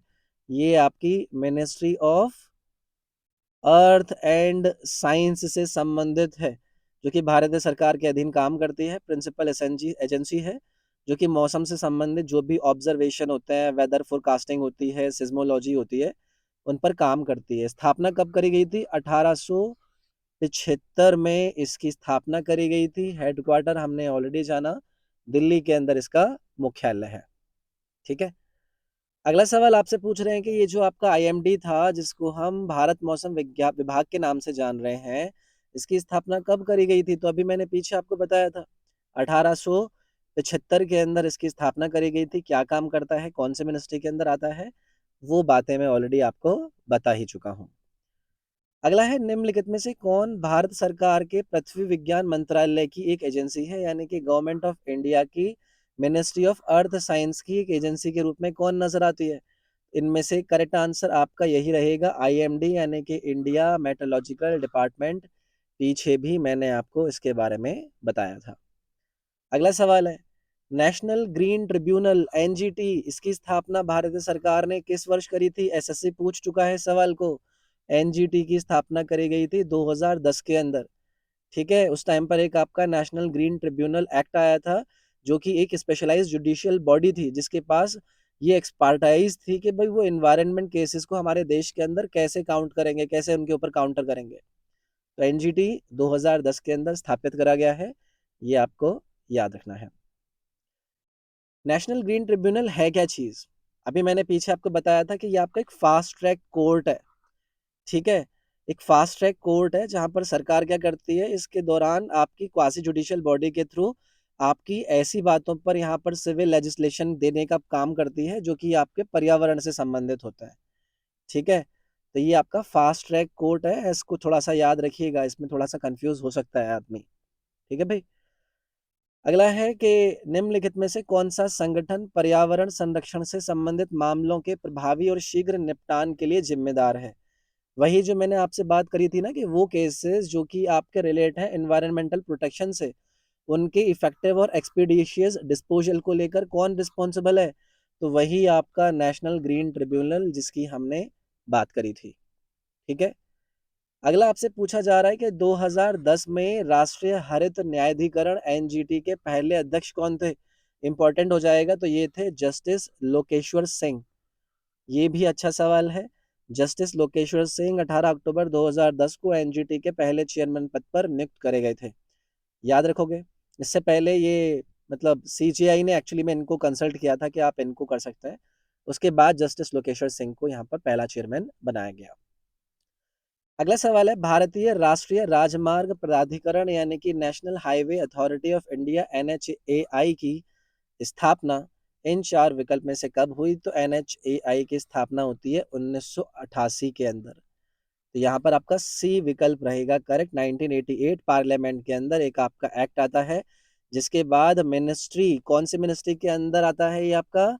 मिनिस्ट्री ऑफ रोड ट्रांसपोर्ट और हाईवेज के अंदर इसको आपका as a central authority add किया जाता है। तो 1988 यहाँ पर इसको याद रखना है, एनएचएआई की स्थापना की बात कर रहे थे।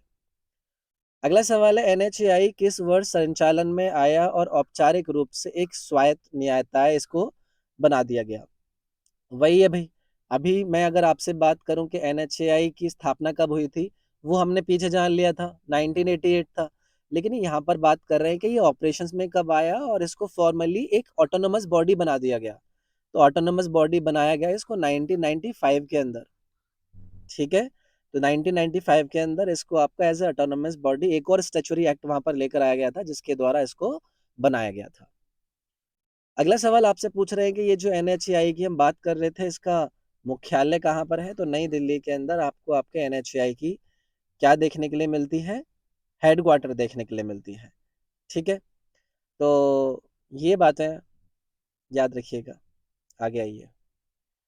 अगला सवाल आपसे पूछ रहे हैं कि 1985 में स्थापित भारतीय विज्ञापन मानक परिषद यानी कि advertising standard council of India ASCI स्थापना करी गई कहाँ पर, इसका हेडक्वार्टर रख के, तो ये आपका आता है मुंबई में। मैं यहाँ पर एडवर्टाइजिंग स्टैंडर्ड्स की बात कर रहा हूँ कि आप किसी तमीज से स्टैंडर्डाइज करोगे, और 1985 के अंदर इसकी स्थापना हो रही थी। हेडक्वार्टर कहाँ पर है? मुंबई में है। ये भी आपको याद रखना है।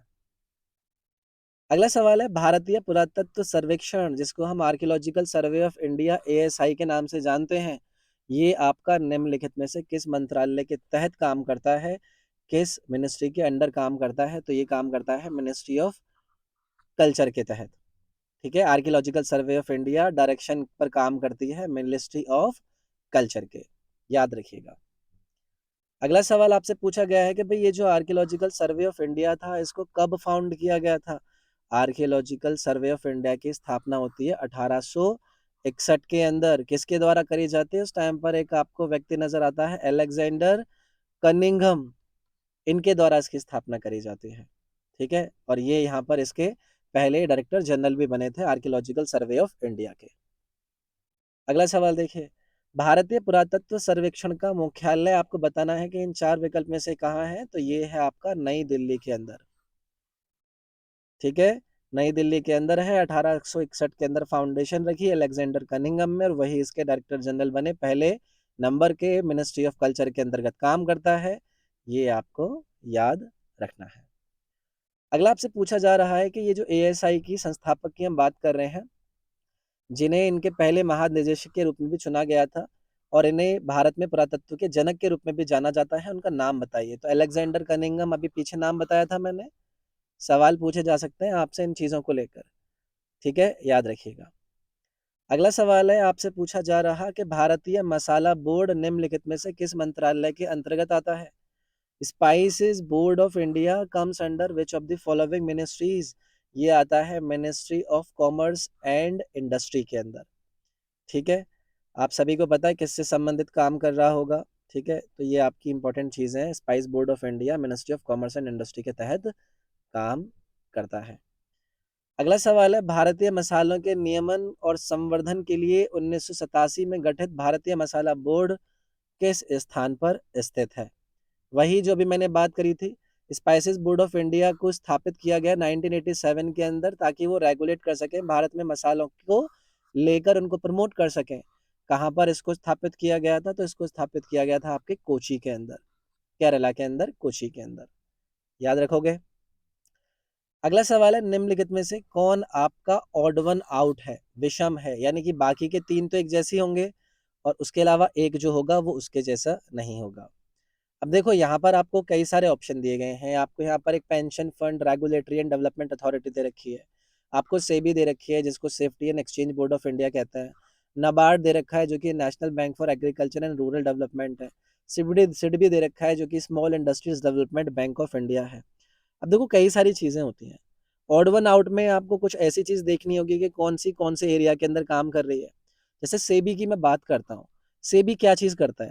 तो सेबी के प्राइमरी ड्यूटी ये है कि भाई जो इन्वेस्टर्स हैं उनकी सिक्योरिटीज और उनके इंटरेस्ट को अच्छे से प्रोटेक्ट करना। ठीक है, लेकिन सेबी क्या है, ऐसे किसी को लोन और आपकी बैंकिंग अथॉरिटी के अंदर तो नहीं आता है। लेकिन अगर आप बात करें आपके पेंशन फंड रेगुलेटरी के बारे में, ये क्या है, ये ओवरऑल जो सुपरविजन है वो करती है पेंशन से रिलेटेड, कि कैसी पेंशन जाएंगे, क्या रहेंगे। नबार्ड की बात करें तो ये भी आपकी इन्वॉल्व रहती है कि भाई जो एग्रीकल्चर है, रूरल डेवलपमेंट है, वहाँ पर बैंकिंग हेल्पिंग हम आपको दे सकें। सिडबी के अंदर भी यहाँ पर आप बैंकिंग सिस्टम को प्रोवाइड करने की कोशिश करता है। तो देखो, ये जो आपका सेबी है वो तो एक रेगुलेटरी बॉडी है, और बाकी के आपको यहाँ पर नजर आ रहे हैं एक तरीके से डेवलपमेंट बैंक्स के रूप में, या फिर ऐसे रूप में जो कि यहाँ पर सपोर्ट करने की कोशिश कर रहे हैं आपके फाइनेंशियल मार्केट में। तो ये आपका A1 जो है, ए वाला जो ऑप्शन है, वो यहाँ पर ऑड वन आउट हो जाता है। ठीक है, ये आपको क्वेश्चन है आपके लिए, सवाल आपके सामने, अगर आंसर करेंगे कमेंट सेक्शन के अंदर तो अच्छा लगेगा, क्योंकि वीडियो बहुत बड़ी है। बट देखना चाहेंगे कि कितने लोग यहाँ तक पहुंचे हैं, तो इसका आंसर पॉज करके मुझे जरूर बताइएगा कि 128 का आंसर क्या है। ये आप देख लीजिएगा, ये इसका करेक्ट आंसर था। इसके बाद है, निम्नलिखित में से किस संगठन का मुख्यालय नई दिल्ली में नहीं है? तो अगर मैं आपसे पूछूं, जियोलॉजिकल सर्वे ऑफ इंडिया का हेडक्वार्टर कहाँ पर है? तो ये आपको कोलकाता के अंदर नज़र आता है, जबकि आईसीएमआर, आईसीएआर और नेशनल मेडिकल कमीशन ये तीनों के तीनों आपको न्यू दिल्ली के अंदर ही हेडक्वार्टर्ड नज़र आए थे। तो यार ये थी आपकी वीडियो जो कि आपके भारत के यानी कि इंडिया के इम्पोर्टेंट ऑर्गेनाइजेशन से संबंधित थी।